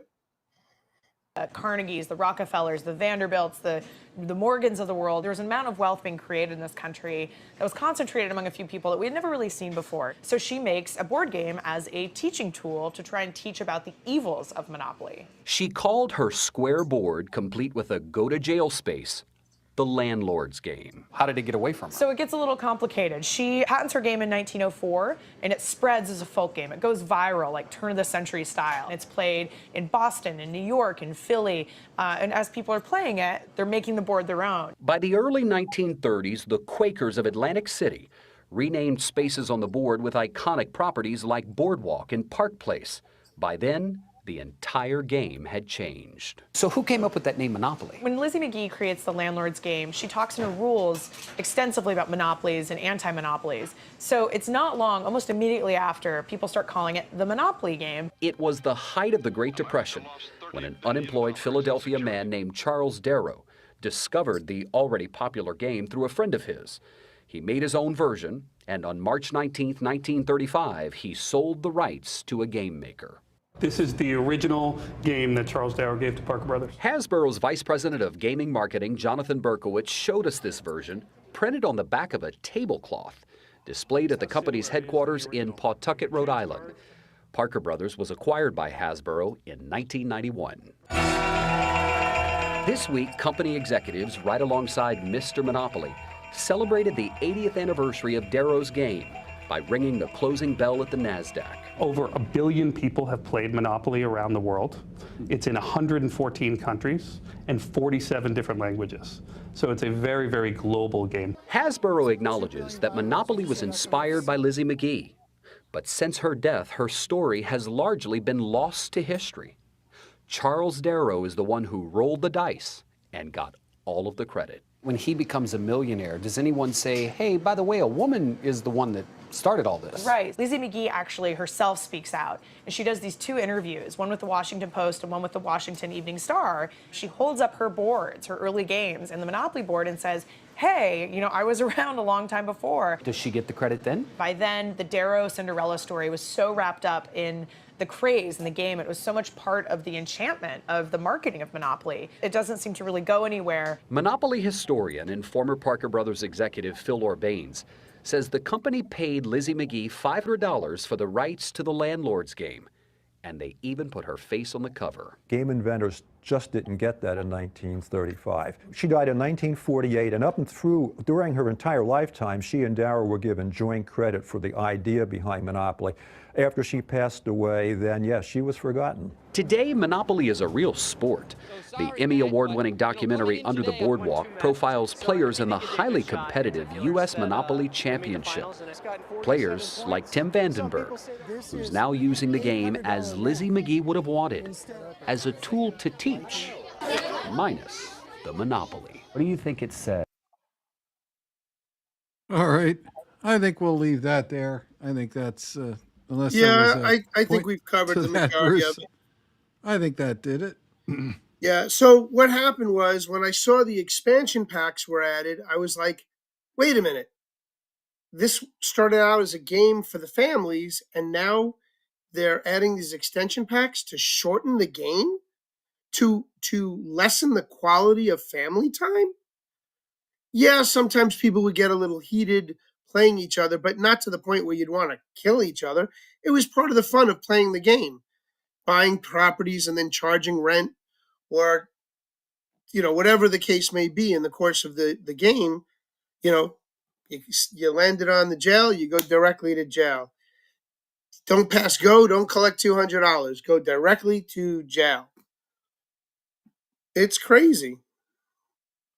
And you know, according to the actual rules, there is no jackpot you're supposed to get if you land on free parking. Free parking is just free parking. We always played with the jackpot because it's funner that way. Well, everybody adapts the game to their rules. Right. That's what it was, that you could adapt the game and add your own rules to it. So all of a sudden, there's now expansion packets. Now, this isn't the first time they've done something like this where they've added to the game. But I digress. Cosmic, what do you got for us next on the agenda? Well, I think you sent me over some an introduction to these expansion packs that we're talking about. Yes, which is a way to expand the game. There's 3 different expansion packs. Now, expansion packs, you'd think they'd enhance the game and make the game longer or, you know, more enjoyable. Well, apparently it shortens the game and it teaches you cheats. So it's like our government, you know, the deep state. It teaches you cheats. So why don't you show the first one, the free parking one, if you can find that one. Well, I will do the intro to expansion packs first. But yeah, I did want to say real quick to TL. TL mentioned that, and I almost was tempted to direct message Pops and ask him if he wanted to hop in on that discussion, because he's saying that board games that involve dice are not considered to be serious board games because they're games of chance. whereas board games like Dungeons and Dragons or other more sophisticated board games, I suppose, are not games of chance because they don't involve such a random factor as did I throw a dice and get a 6 or a 3? I've never played a board game with more dice than Dungeons and Dragons. Well, maybe I picked a bad example by picking Dungeons and Dragons. I was going to say something, but Hawk. I was gonna say they even made their own dice for Dungeons and Dragons. They modified the dice for that game. Go ahead, Hawk. Go ahead, Cosmic. All right, so introduction to the expansion packs. So who else was expecting to hear that Monopoly's got some news in the form of expansions? That's right, Monopoly, the game that has ruined many a family game night for years upon years. They have decided to add 3 new expansions. Now, why exactly would they do this? No idea. Money. And what are these expansions? Well, the first one is free parking. Now, free parking is usually a house rule that's not supposed to be in the game, but for some reason, everyone did it. I always did it growing up. I have no idea where it came from, why it existed, but in fact, added money to the game, making it longer. It's right, Monopoly is supposed to be a game where you pretty much take everyone else's money on their properties, and one person ends with everything. In theory, the game shouldn't be that long, but if you add outside money that's not supposed to be in that economy, it's going to make the game so much longer. And Monopoly is not a game that needs to be longer. So why would they make an expansion that does that? Well, it's not exactly that. So what it does is adds one of the features from another very popular game, Life. That's right, you're going to have a spinner added to the game. So you land on certain areas, you're going to hit your spinner, and that's going to have different effects. What exactly are they? I'm not sure. Hopefully none of them are big influxes of money, because again, that's going to make the game longer, and we just want to make that game much, much shorter. But still, I think everything is better with a spinner. Any game you add a spinner to, it's going to be better. Mansions of Madness? Throw that spinner in there. Pillars of the Earth? Definitely needs a spinner. In Twilight Imperium, if you turn Mechatol Rex into a spinner, it would be a much better game. So that one, I might be on board with. The second one is own everything. So that means every single space on the board, you can actually own. Luxury taxes.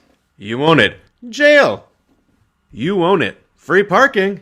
Hey, all yours, buddy. Now this one I think might actually make the game a little faster as well, which is a nice thing. That way there are no safe properties once you get everything going, and you're always going to have to pay out. That'll make it faster, and in turn, make it better. So hey, I might be on board with that one as well. And the third one is go to jail. So this one, I think, is going to add a little bit more take that to it. I did see, though, that there's actual bonuses you get for going to jail, so yay for that, maybe? But also it's corruption cards, and so I think it adds a little more take that to the game, so you can really mess with your opponents, even more than just making a bankrupt, which I'm all for. So I guess all these 3 I'd be on board with. Okay. There you go. So the funny thing is, they added these expansion packs, and they came out just about, the whole thing just came out a couple of months ago. But B Random's getting ready to head out, start his own show. So leave us a link in the chat one more time, and we'll come over after the show. B Random. I saw it earlier, but I didn't get a chance to screen grab it. So please put the link in the chat. Real quick, just random thought here is that get out of jail free. Everybody was turned loose during the Democratic, demon rat taking charge. While Biden was in office, they let everybody loose. So there was no jail. Money wasn't the only thing they printed during Biden's administration. They also printed get out of jail free cards, but only blue ones, not red ones. Correct. That's why they left all the J6ers to rot. Only the blue ones, not the red ones. Correct. All right, I digress. Carry on. All right, let me hit. If I actually want to play the game. But again, why exactly add expansions to Monopoly? Hawk? Oh, I was gonna say I got a translation on that quote unquote Russian. It said the Oh, crazy okay. one. The crazy one was the person's name. If they're still Yeah. around, go ahead and ban them. By the way. Wow. And then the translation was listening to boomers is lame. Somebody needs a diaper, and the rest is lost in translation. But if you see that clown All around, right. just ban them. So another troll. Another Yep. troll in the Russian bot. foxhole. Yeah. Well, we can thank Music Man for that translation. Thank you, Music Man. All right, Cosmic. Much appreciated. Right. Normally, if they wanted to add some different rules, they would just make a completely different version of Monopoly. Or ironically, some other company would just come out with their own version of it with different rules. That's right, you can own a Monopoly on the horrors of inbreeding. Poor dogs. So of all games to need expansions, I don't think it was Monopoly. I'm surprised they didn't just come out with other versions. And I don't want to completely just crap on Monopoly because, some of the versions I do like. That's Monopoly my job. Gamer, I thought was a great idea. I actually don't mind playing that version. And of course, the best version of Monopoly is Monopoly Go. It's not exactly Monopoly, but I'll take it over Uno any day of the week. So tell me, if you like Monopoly, if you had a copy of Monopoly, would you consider picking one of these up? They're about $10 a pop. Not gonna break the bank. Haha, Monopoly pun. But I think they might actually make the game better, which I'm all for. So tell me, do you like the idea of Monopoly expansions? Do you not care at all? Or are you like me and just wondering why? This is Coach Troy. I'll see y'all next time. All right. He's out. Couldn't care less wasn't an option, huh? Yeah. No, it was an option. He did say that. And There we go. Be random. Put it in the chat. So when we're done, you guys can go over to Be Random's stream and see what's going on there. Thank you very much for jumping in, Be Random. And Ruby Shoes, good to see you out there. They're a tag team. They work together. All right. So back to you, Cosmic. What's your thoughts? I do have some more to play, but since he mentioned other games, I did just want to quickly mention a game that I found that was a Monopoly spinoff that I thought was kind of interesting because it was completely obscure in that when I went to search for it, I could only find one link for it in Google, and I could not find a single YouTube video.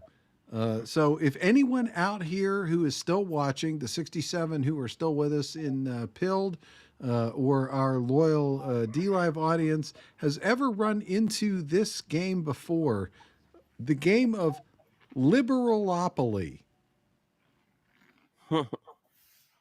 This was a Monopoly spinoff from the year 2004.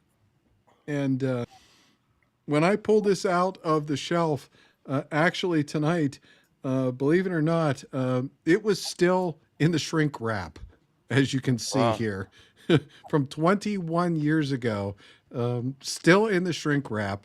But I broke the shrink wrap specifically for tonight's show, just so that we could see Liberalopoly, the and actual game. 20 years ago.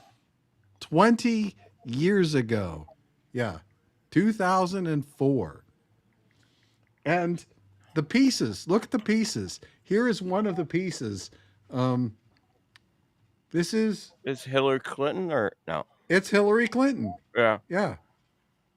Sorry for the camera here. I'm using a cheap webcam on a stand on a new Is that supposed to be Bill Clinton? Format. Is that supposed to be Bill Clinton in the middle of the O on the board? Looks like John Kerry, No, Frankenstein. I think that's John Kerry. Kerry. Yeah. That's John Kerry right here. Frankenstein. Let me pull him up. And here's Music my Man just favorite. posted an eBay link. Probably the same one I saw. Yeah. There is a copy of this for sale. That's why I didn't feel too bad about breaking the plastic on it. It's not like original copies of this are selling for hundreds of dollars or anything.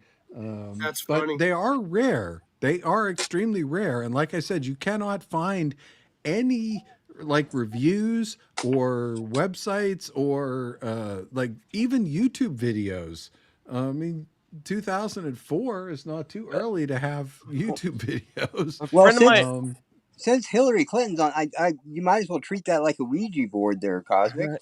yeah, which You wouldn't actually want to And summon the old politicians back from the beyond. here's is this my Parker personal brother? favorite. Yeah. This is Ted Kennedy, and check him out if it'll come into focus there. He's drinking a beer. He's drinking a beer. That's great. He's a beer man. So that's funny. I just love the fact that it says on the board itself, the game of ass backwards politics. That just I take it this isn't Parker Brothers though, right? no, I'm sure it's not. Yeah. But I think Parker Brothers did come out with like, well, my friend had a Star Wars Monopoly board. They did do a lot of those special editions with different themes. With But different see, themes and movies and whatever. Yep, they did quite a few of those. But so if it's in the opposite reality or whatever, so in that reality, Hillary's a murderer. She just doesn't lie about it. Is that opposite? What really amazes me though is that almost everybody in this 20-year-old game is still around in some form or another. Like, for example, here is the bushwhacked card. It probably won't come in clear enough to read it, but I'll read it for you all. It says, Michael Moore gets eaten alive by a pack of rabid wolves. You must attend his funeral. Lose a turn. That's hysterical. And the equivalent of Community Chest, which is called Meet the Press. Okay, here's Meet the Press, and you could just, it won't come into focus again, but I'll read it to you. It says, you are a guest on CNN's Crossfire. Sitting next to James Carville, you actually appear moderate and sane. Collect 25K. That's wild. And Carville's still around. Carville's still nuts. He may be in a nursing home, and he's but still just as around. nuts. Are there any are there any obscure cards that the person's not around anymore for some reason? Well, besides Ted Kennedy, Yeah. and well, Al Sharpton is a lot thinner than he was in this. Al Sharpton was still a fat fuck back then. Yeah, well, he's a lot that's thinner. wild. And this guy, Howard Dean. Does anybody remember Howard Dean? I do. Yeah, he's the guy a that nutbag. He was the screamer. He was the screamer that on the exactly whenever right. anybody would say, he would just get so pumped on himself, he'd let out a roar. That He ended freaked his everybody out. career. That ended his career. I knew somebody that was like deep, like Howard Dean fan, and Well, the biggest discrepancy about him was the comic strips didn't know how to really letter his scream. yeah, exactly. Yeah, that kind of ended his career when he got too excited one time and just let out that big scream. But that was. And welcome aboard Flip City Mag, who is asking, what's this game? This is Liberalopoly. Yeah. This, believe it or not, is something that Deepak, who is my daughter, gave Mrs. Cause and I 21 years ago. In 2004, she bought this for us, and literally I tossed it in a closet, and it sat in a closet in the shrink wrap until this afternoon, when the subject of this show caused me to go ahead and drag it out. And, like I said, I looked online. I was going to play a video on YouTube of somebody reviewing the game, or there is nothing. It's scrubbed. It's like this game doesn't exist if you try to look it up online. Wow. Well, let's see, who was it? Music Man put something up there. He found a website that actually offers a full-on description of it. Oh, Liberalopoly follows board. the format of Parker Brothers Monopoly. Instead of trading properties, as is the case of Monopoly, Liberalopoly players trade political favors in exchange for financial support from interest groups instead of chance and community chess cards. Liberalopoly features Bushwhacked and Meet the Press cards, which are an essentially creative aspect of the game. And it goes on and on and on, featuring John Kerry, Ted Kennedy, John Edwards chasing an ambulance, Michael Moore eating cheeseburgers, Barbara Streisand flying over Hollywood Hills on a broom, etc., etc. So there you Yeah, go. like some examples here. This square right here that my finger is pointing at is Sierra Club. By endorsement, 80K. The next one next to it is Greenpeace. By endorsement, 80K. Now, further down, you get into the purples, and we're into American Indian Lobby. By endorsement, 90K. Or NAACP by endorsement, 110K.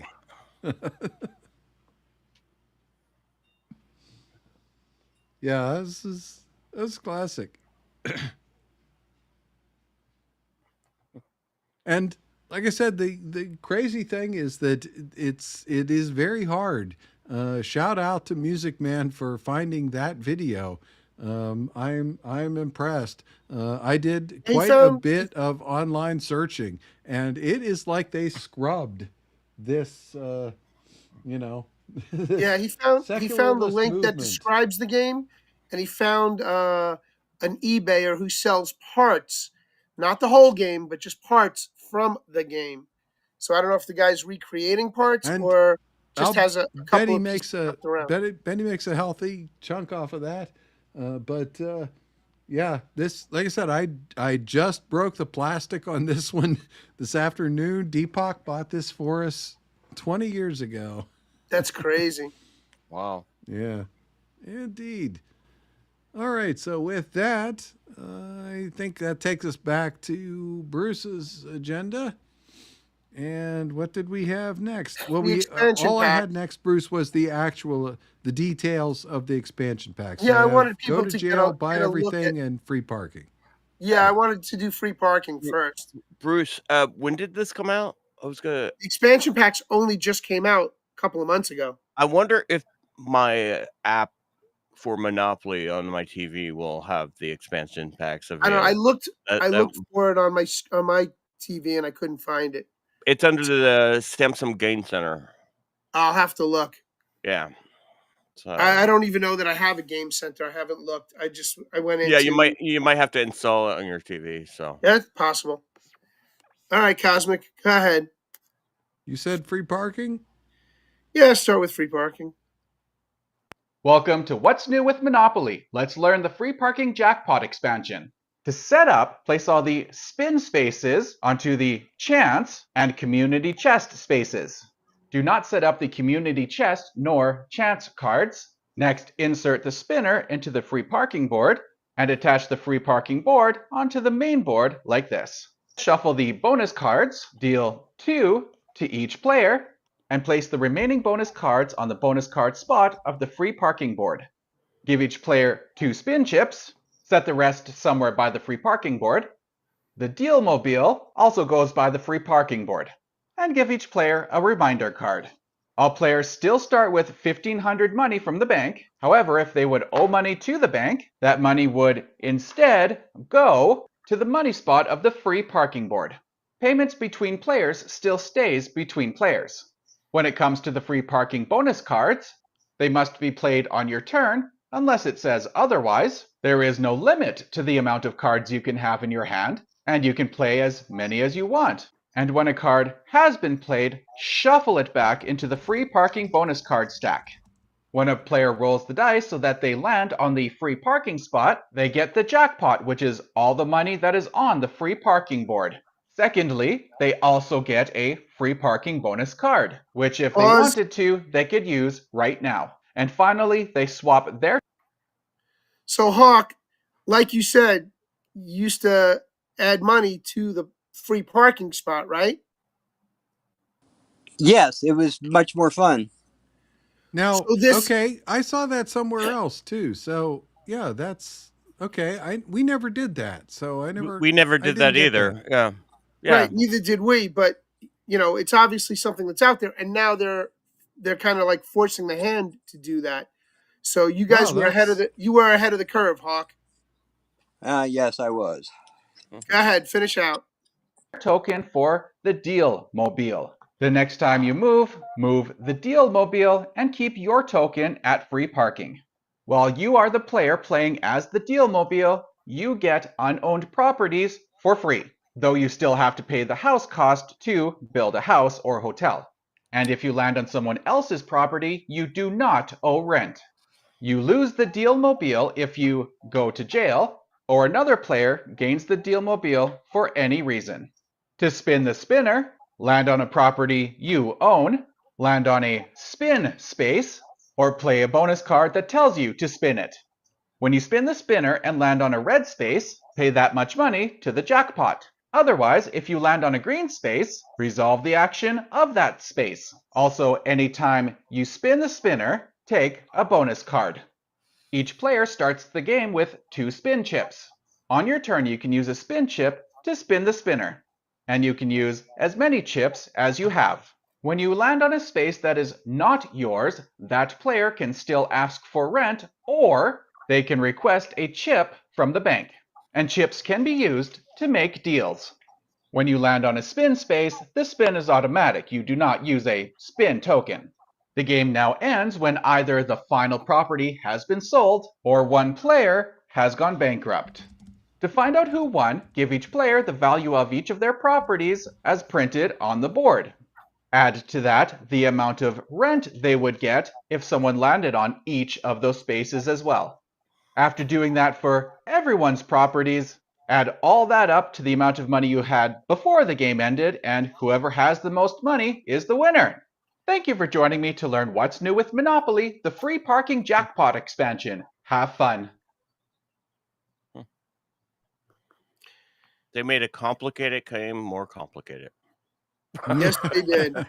Yes, they did. They I just found it interesting that Hawk was already doing that before they added the expansion pack. Well, I was busy at the free parking lot taking care of business. That's why we did that. Getting There you business to go. the car wash. I had to pay for the car wash once they got through the free parking lot. Yeah. Sounds complicated, yes, Laura Dora. It definitely is more complicated. But I digress. So then the next segment they added, and these are 3 separate expansion packs that you can buy for like $9.99 each, and then you can add them to your play as you play Monopoly. Well, but that's great on Parker Brothers. Like, how do we make money on a game everybody already has? I could understand the marketing part of it. Well, wait a minute. They've made Batman Monopoly. They made Luigi Monopoly. They've made Star Wars Monopoly. They've made all kinds of versions of Monopoly. So they're still making money hand over fist on Monopoly. But now they've enhanced the game by adding extension packets, which they've done in the past. I think the last expansion pack they did was somewhere in the early 80s, but I didn't bother covering that.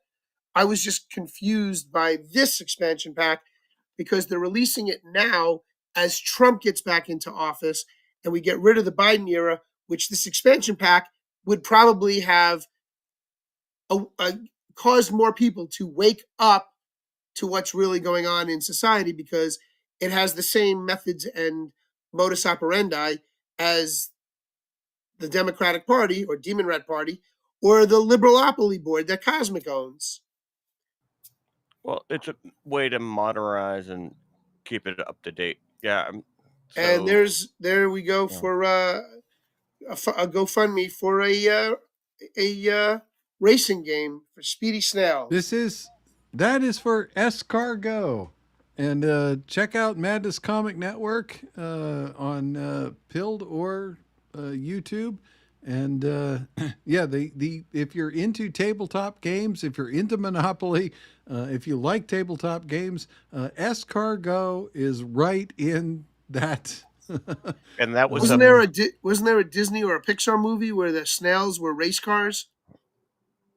I probably, but that name comes from a punchline in the movie Trading Places with Dan Aykroyd and Eddie Murphy, where there was a joke that the rich guys were saying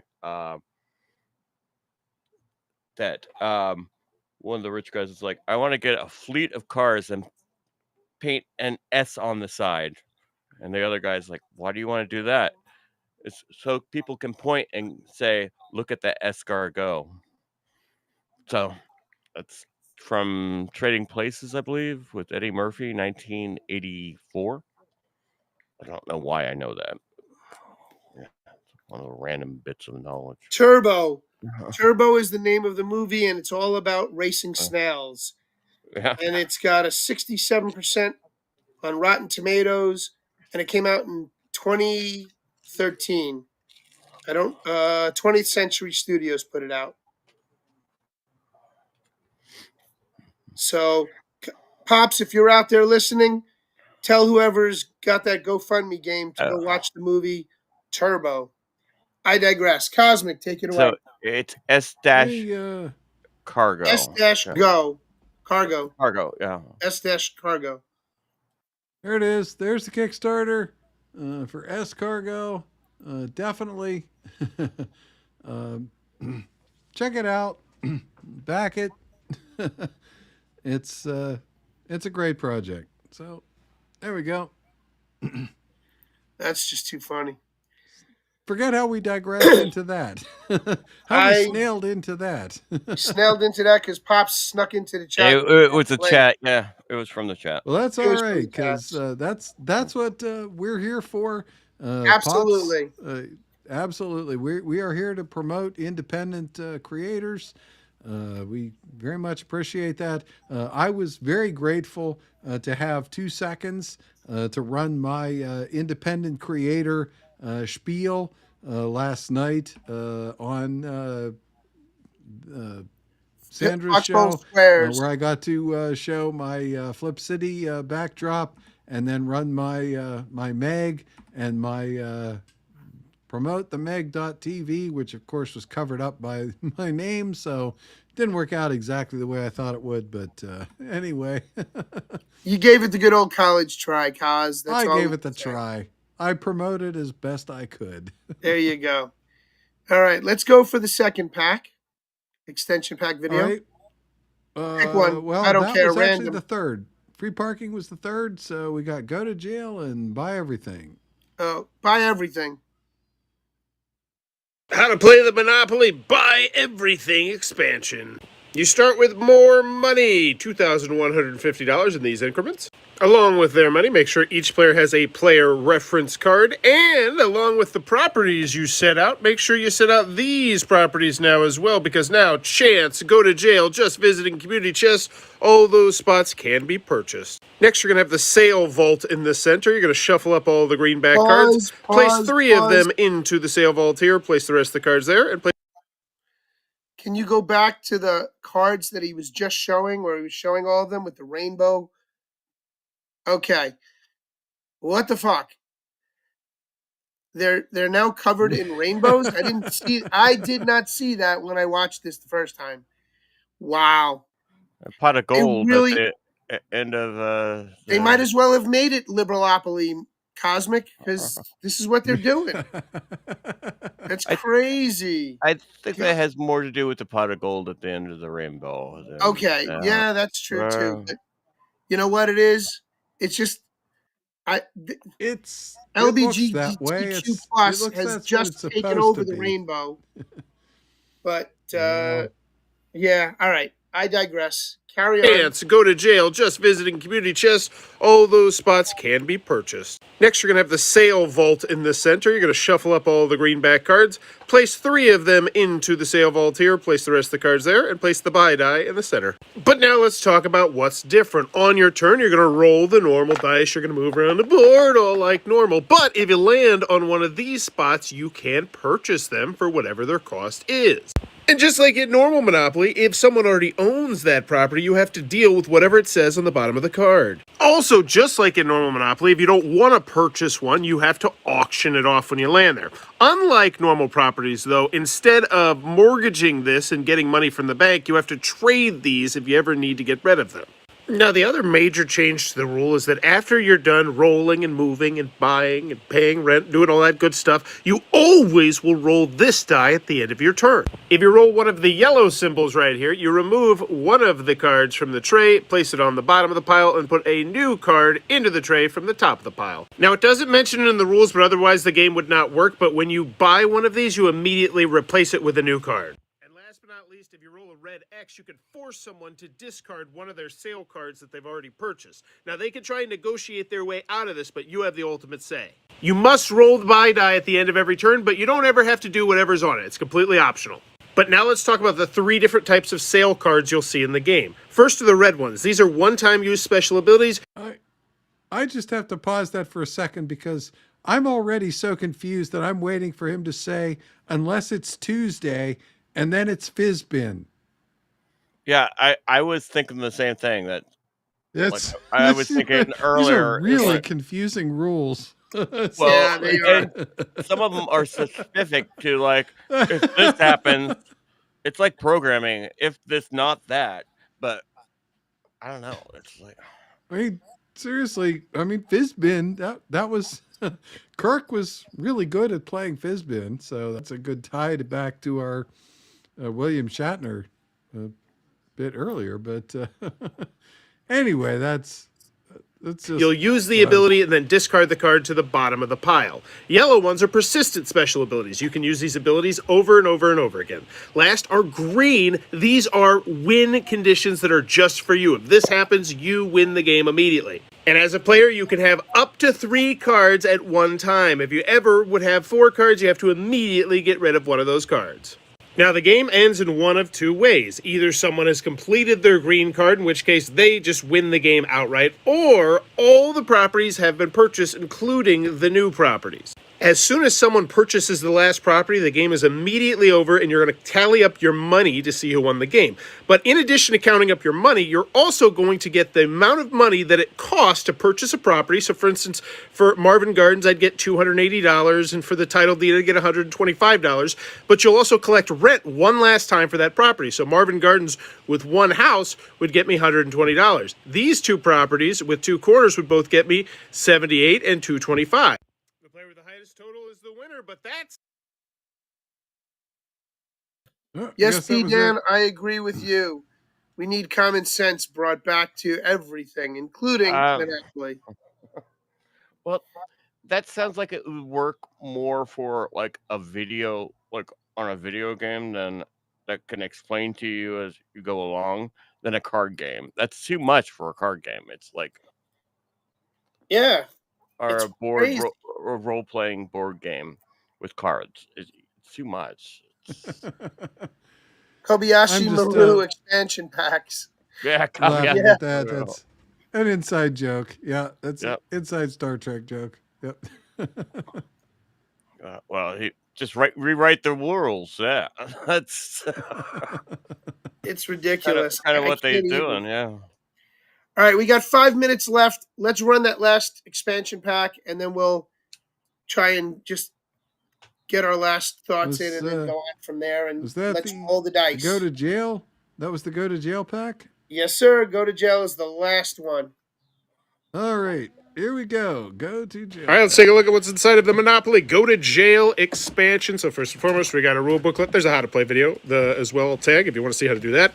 The big things you're going to get are these, which are going to slide onto the board like so and introduce new spots that you will be able to have on the board. This one, in addition to being a regular Go to Jail, is now Super Jail, which will introduce super corruption cards, which I'll show you those a little bit later. And then we have the jail slot, which will go on the other side, and instead of jail, it will be a corruption slot. Anytime you pass this spot or land on the spot, you will take a corruption card. Also, if you stay in jail instead of getting out of jail, you get corruption cards. They're very powerful. These two slots are going to slide onto the board. Not right there, though. They'll go on the different tax spots, luxury tax and income tax. And now when you land there, you will go to jail. You'll also notice there's no chance or community chest cards in this game because we have replaced them with these two dice. When you land on community chest, you'll roll this dice. You might go to jail or you might steal money. And when you land on chance, you might go to jail or you might steal a whole boatload of corruption cards, which can really swing the game. But now let's talk about the corruption cards and the super corruption cards. They're very powerful. Starting in super corruption, long con, build a free hotel on any one property, even without a complete set or any house.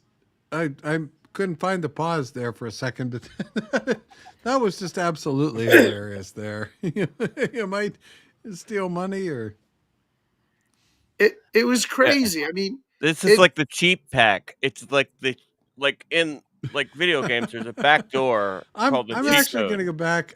I'm going to back that up and play that again just because that was so good. Also, if you stay in jail instead of getting out of jail, you get corruption cards. They're very powerful. These two slots are going to slide onto the board. Not right there, though. They'll go on the different tax spots, luxury tax and income tax. And now when you land there, you will go to jail. You'll also notice there's no chance or community chest cards in this game because we have replaced them with these two dice. When you land on community chest, you'll roll this dice. You might go to jail or you might steal money. And when you land on chance, you might go to jail or you might steal a whole boatload of corruption cards, which can really swing the game. But now let's talk about the corruption cards and the super corruption cards. They're very powerful. Starting in super corruption, long con, build a free hotel on any one property, even without a complete set or any houses. Super powerful. Identity theft. Swap your entire cash pile with another player's. Steal 50 from each player or steal 150 from a player. Swap one from your cash with a 500 from the bank. Buy a complete property set from another player for $500. That's insanity. Take any one unowned property and its purchase value from the bank. Play when another player plays a corruption card or super corruption. Cancel its effect. Steal one property from each player currently in jail or super jail. Wow. And all other players hold up their corruption card. Steal one at random from each player. Buy a property from another player for $1. The property may not be part of a complete set. Play this card to steal one property from another player. Take 100 from each player. If they don't pay up, send them to super jail. So those are the super corruption cards, and these are the corruption cards. Also, one thing I want to mention is if you were in jail or if you were in super jail at the end of the game, which will end can end pretty abruptly, you immediately lose the game. So you don't want to be in there, but getting these cards is really good. Use when you would owe rent, pay nothing, and send the property owner to super jail. Use when charging rent to double the rent. Pay when another player pays a corruption card to cancel the effect and their corruption card. Send them to super jail. Pickpocket. All players close hold up their cash, close your eyes, and draw a bill at random from each player. Insider trading. Swap any two of your properties with your choice of two of another player's properties. Massively popular. They cannot be part of a complete set. All other players hold up their cash. You steal one. We were talking about that. Bribe. All players pay you $10 for each property you own. That could be a lot at the end of the game. Play this card when another player leaves jail or super jail. They must pay you $150. Use it in place of your role. Move to any space, then follow the rules of that space. If you pass go, collect $200. Creative zoning. Build up to 2 free houses on any one property, even without a complete set. Swap any one of your properties with one unowned property, and we got a whole bunch, but you get it. They're less powerful. Okay. All I got to say is they missed an opportunity here to put a little bit more into the expansion pack. Illegal aliens. If they created an illegal alien expansion pack, they would have had the game for free. Everything would have been free. Well, and plus, you can build your hotels a lot cheaper. And the government would fund you. Anyway, folks, that was our show for this evening. I hope you enjoyed it. I did. Thank you. I appreciate Cosmic indulging me tonight. We're still waiting, Bruce, by the way, for Zoso. Yeah, I know. Be along. So chill along. Stall for a bit. Yeah, absolutely. I thought it was an interesting situation. There you go. He's wearing a shirt. I just found mine. It's in my box of stuff. I was going for the Monopoly Man look, as everybody probably guessed. Well, I already have the Monopoly Man mustache, so what the hell? But by the way, did he have a monocle or was that the Mr. Peanut? I was going to bring that up earlier. Yeah, he never had a monocle. That's the Mandela That's the effect. Mandela. Exactly. Because you'll never. There are pictures out there. People put monocles on him, but he never had a monocle. And instead of calling him Mr. Monopoly, I thought his name was Mr. Moneybags or Moneypenny or something like that. Yeah, it was something weird like that. Right. I'm surprised they didn't do anything like with the with your placeholder, you know, because those were all household items: the thimble, the race car, the dog, all that jazz. And here's my idea for Cosmic's special set. They should have had an Epstein go to jail card. That way you can die in there. Mhm. And Well, if you do, then you lose. You well, got how, Epstein.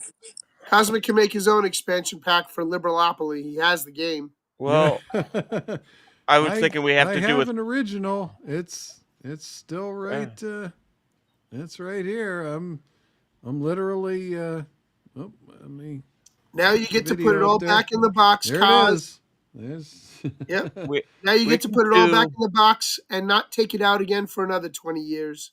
I just broke that out of the shrink wrap tonight, though.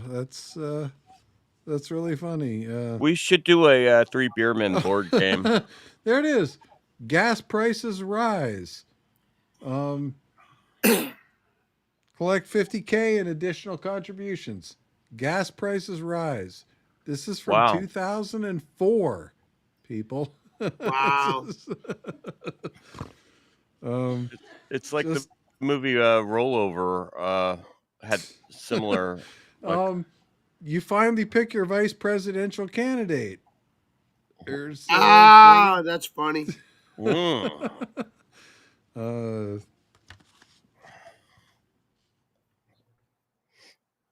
I think we should do a 3BeerMen board game Monopoly. Oh boy, game. there's a Gavin Newsom. Oh wow! You get a Hollywood makeover. Women voters find you more appealing. Too funny. Of course, I don't think Gavin Newsom necessarily needed that. I think he was always camera friendly. Well, yeah, but one of my, I believe it was like 8th grade in social studies. Oh, well, I think when Clinton came about there. One of my teachers said there will never be an ugly president again because of television.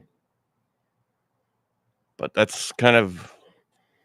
When was the last time you saw an ugly politician? Besides, well, there was that guy from New Jersey. Jerry Nadler, Explain. Maxine Hey, how about Waters, W. Bush? Bush. All of them. He is ugly. Indeed. There's another one I gotta show real quick. This is another Bushwhack card. I'm sure it won't come into focus, but I'll read it for everyone real quick. It says, the economy is booming and this is hurting your poll numbers. You must think on how to spin this unfortunate economic news. Advance to the Brookings Institute. A lot of people who aren't nerds won't get that one, but I got that one. Hey, I'm a Norm, the nerd. teacher that Well- told you that was unattractive, wasn't she? Well, no, I'm just saying something I heard because of. Imagine what these people look like without their TV ready makeovers done for them. So, They look like the teacher that told you that.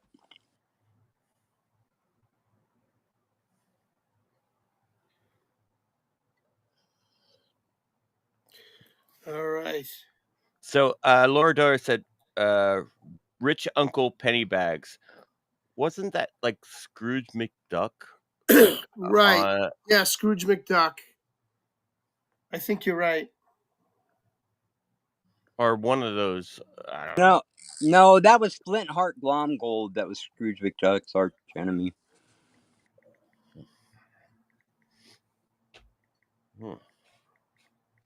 All right.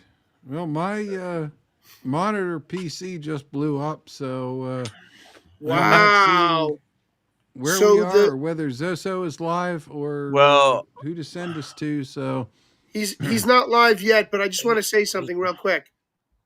Rich Uncle Pennybags, or Mr. Monopoly as he's more commonly known, is the mascot of Monopoly board game and was inspired by the American progressive businessman J.P. Morgan.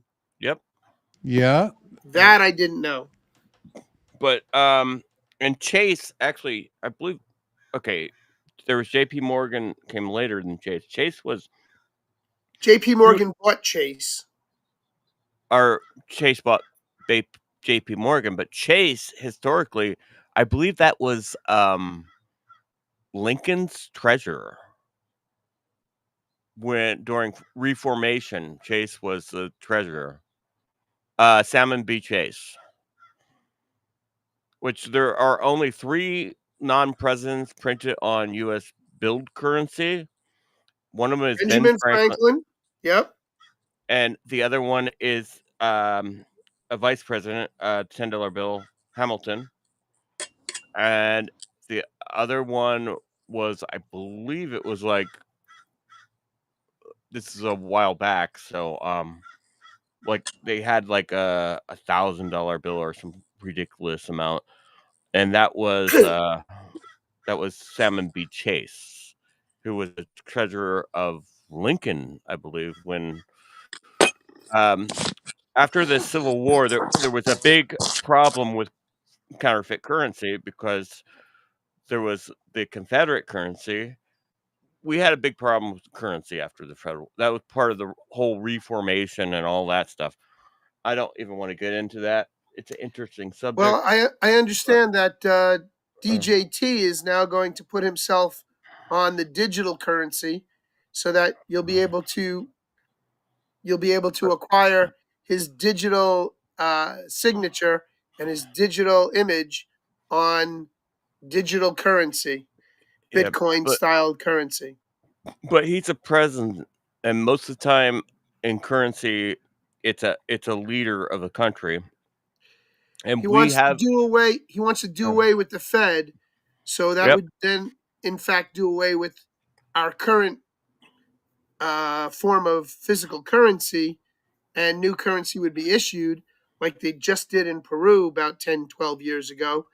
And Well, every president that's tried that has, like, there was a greenback. If you right, remember the way back original when, greenbacks, which was silver certificates. I believe was the Lincoln thing, and then JFK tried it too. But Yeah, but yeah, remember, greenbacks are different from wetbacks. well, Wetbacks belong in uh, Mexico. Greenbacks okay, belong in my pocket. yeah. I'm gonna let Norm comment on this one. What? This was Flip City. Oh, what? Where? Okay. Oh, Jalopy Woody. okay. Like a jalopy Woody. Yep. Yep. They're great for transferring surfboards to the beach. There you go. And Zoso Dude is live. So if you guys are ready to say goodnight, we'll start with you, Norm, since we started with you coming in. Cheers. And yeah, the Woody was a great surf car because it had actual wood paneling at one time instead of the vinyl. And if you ever took a car to the beach, you know how the salt rusts the car. Elon Musk wants to create a new version of the Woody, but he wants really? to make it. Yeah, but he wants to make it out of all digital chips. All right, Hawk, say goodnight. Squawk. Squawk to the Hawk, brother. Where are you, bro? He's muted and he's off camera. I can't unmute. There he is. There we go. Yeah, I was trying to unmute. It wouldn't. It wasn't registered. It wouldn't.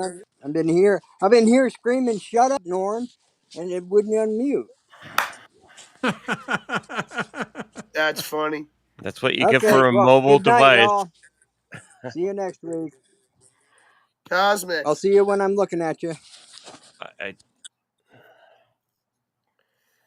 Good night, everyone.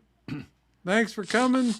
And yeah, looking forward to seeing you everywhere. Madness Comic Network, Madness Entertainment Group, Flip City Comic, Creative Chaos. Squares. Pilled Creative Squares. Chaos and Hollywood's Foxhole Squared. Yes, absolutely. Indeed. All right. On that note, thank you all for hanging out with us tonight. We appreciate you. Love what you guys did tonight. Cosmic, thank you very much for putting that together for me. I hope you all enjoyed our show. God bless and peace out from Batman. Cosmic, let's roll it over to the closure and roll the videotape, and let's get over to Zoso.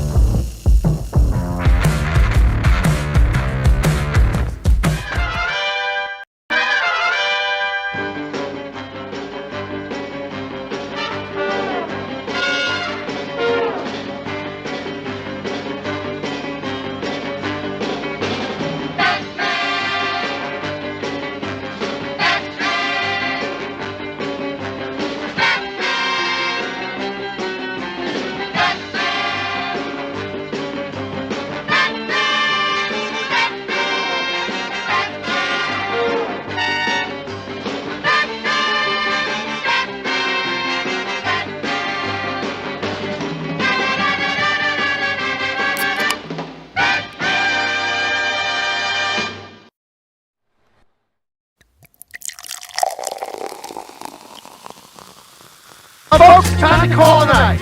Do what you feel and keep both feet on the wheel. You don't have to go home, but you can't stay here. So till next time. Move 'em on. Hit 'em up. Hit 'em up. Move 'em on. Move 'em on. Hit 'em up. Raw hard. Cut 'em out. Ride 'em in. Ride 'em in. Cut 'em out. Cut 'em out. Ride 'em in. Raw hard. Let's get the hell out of here.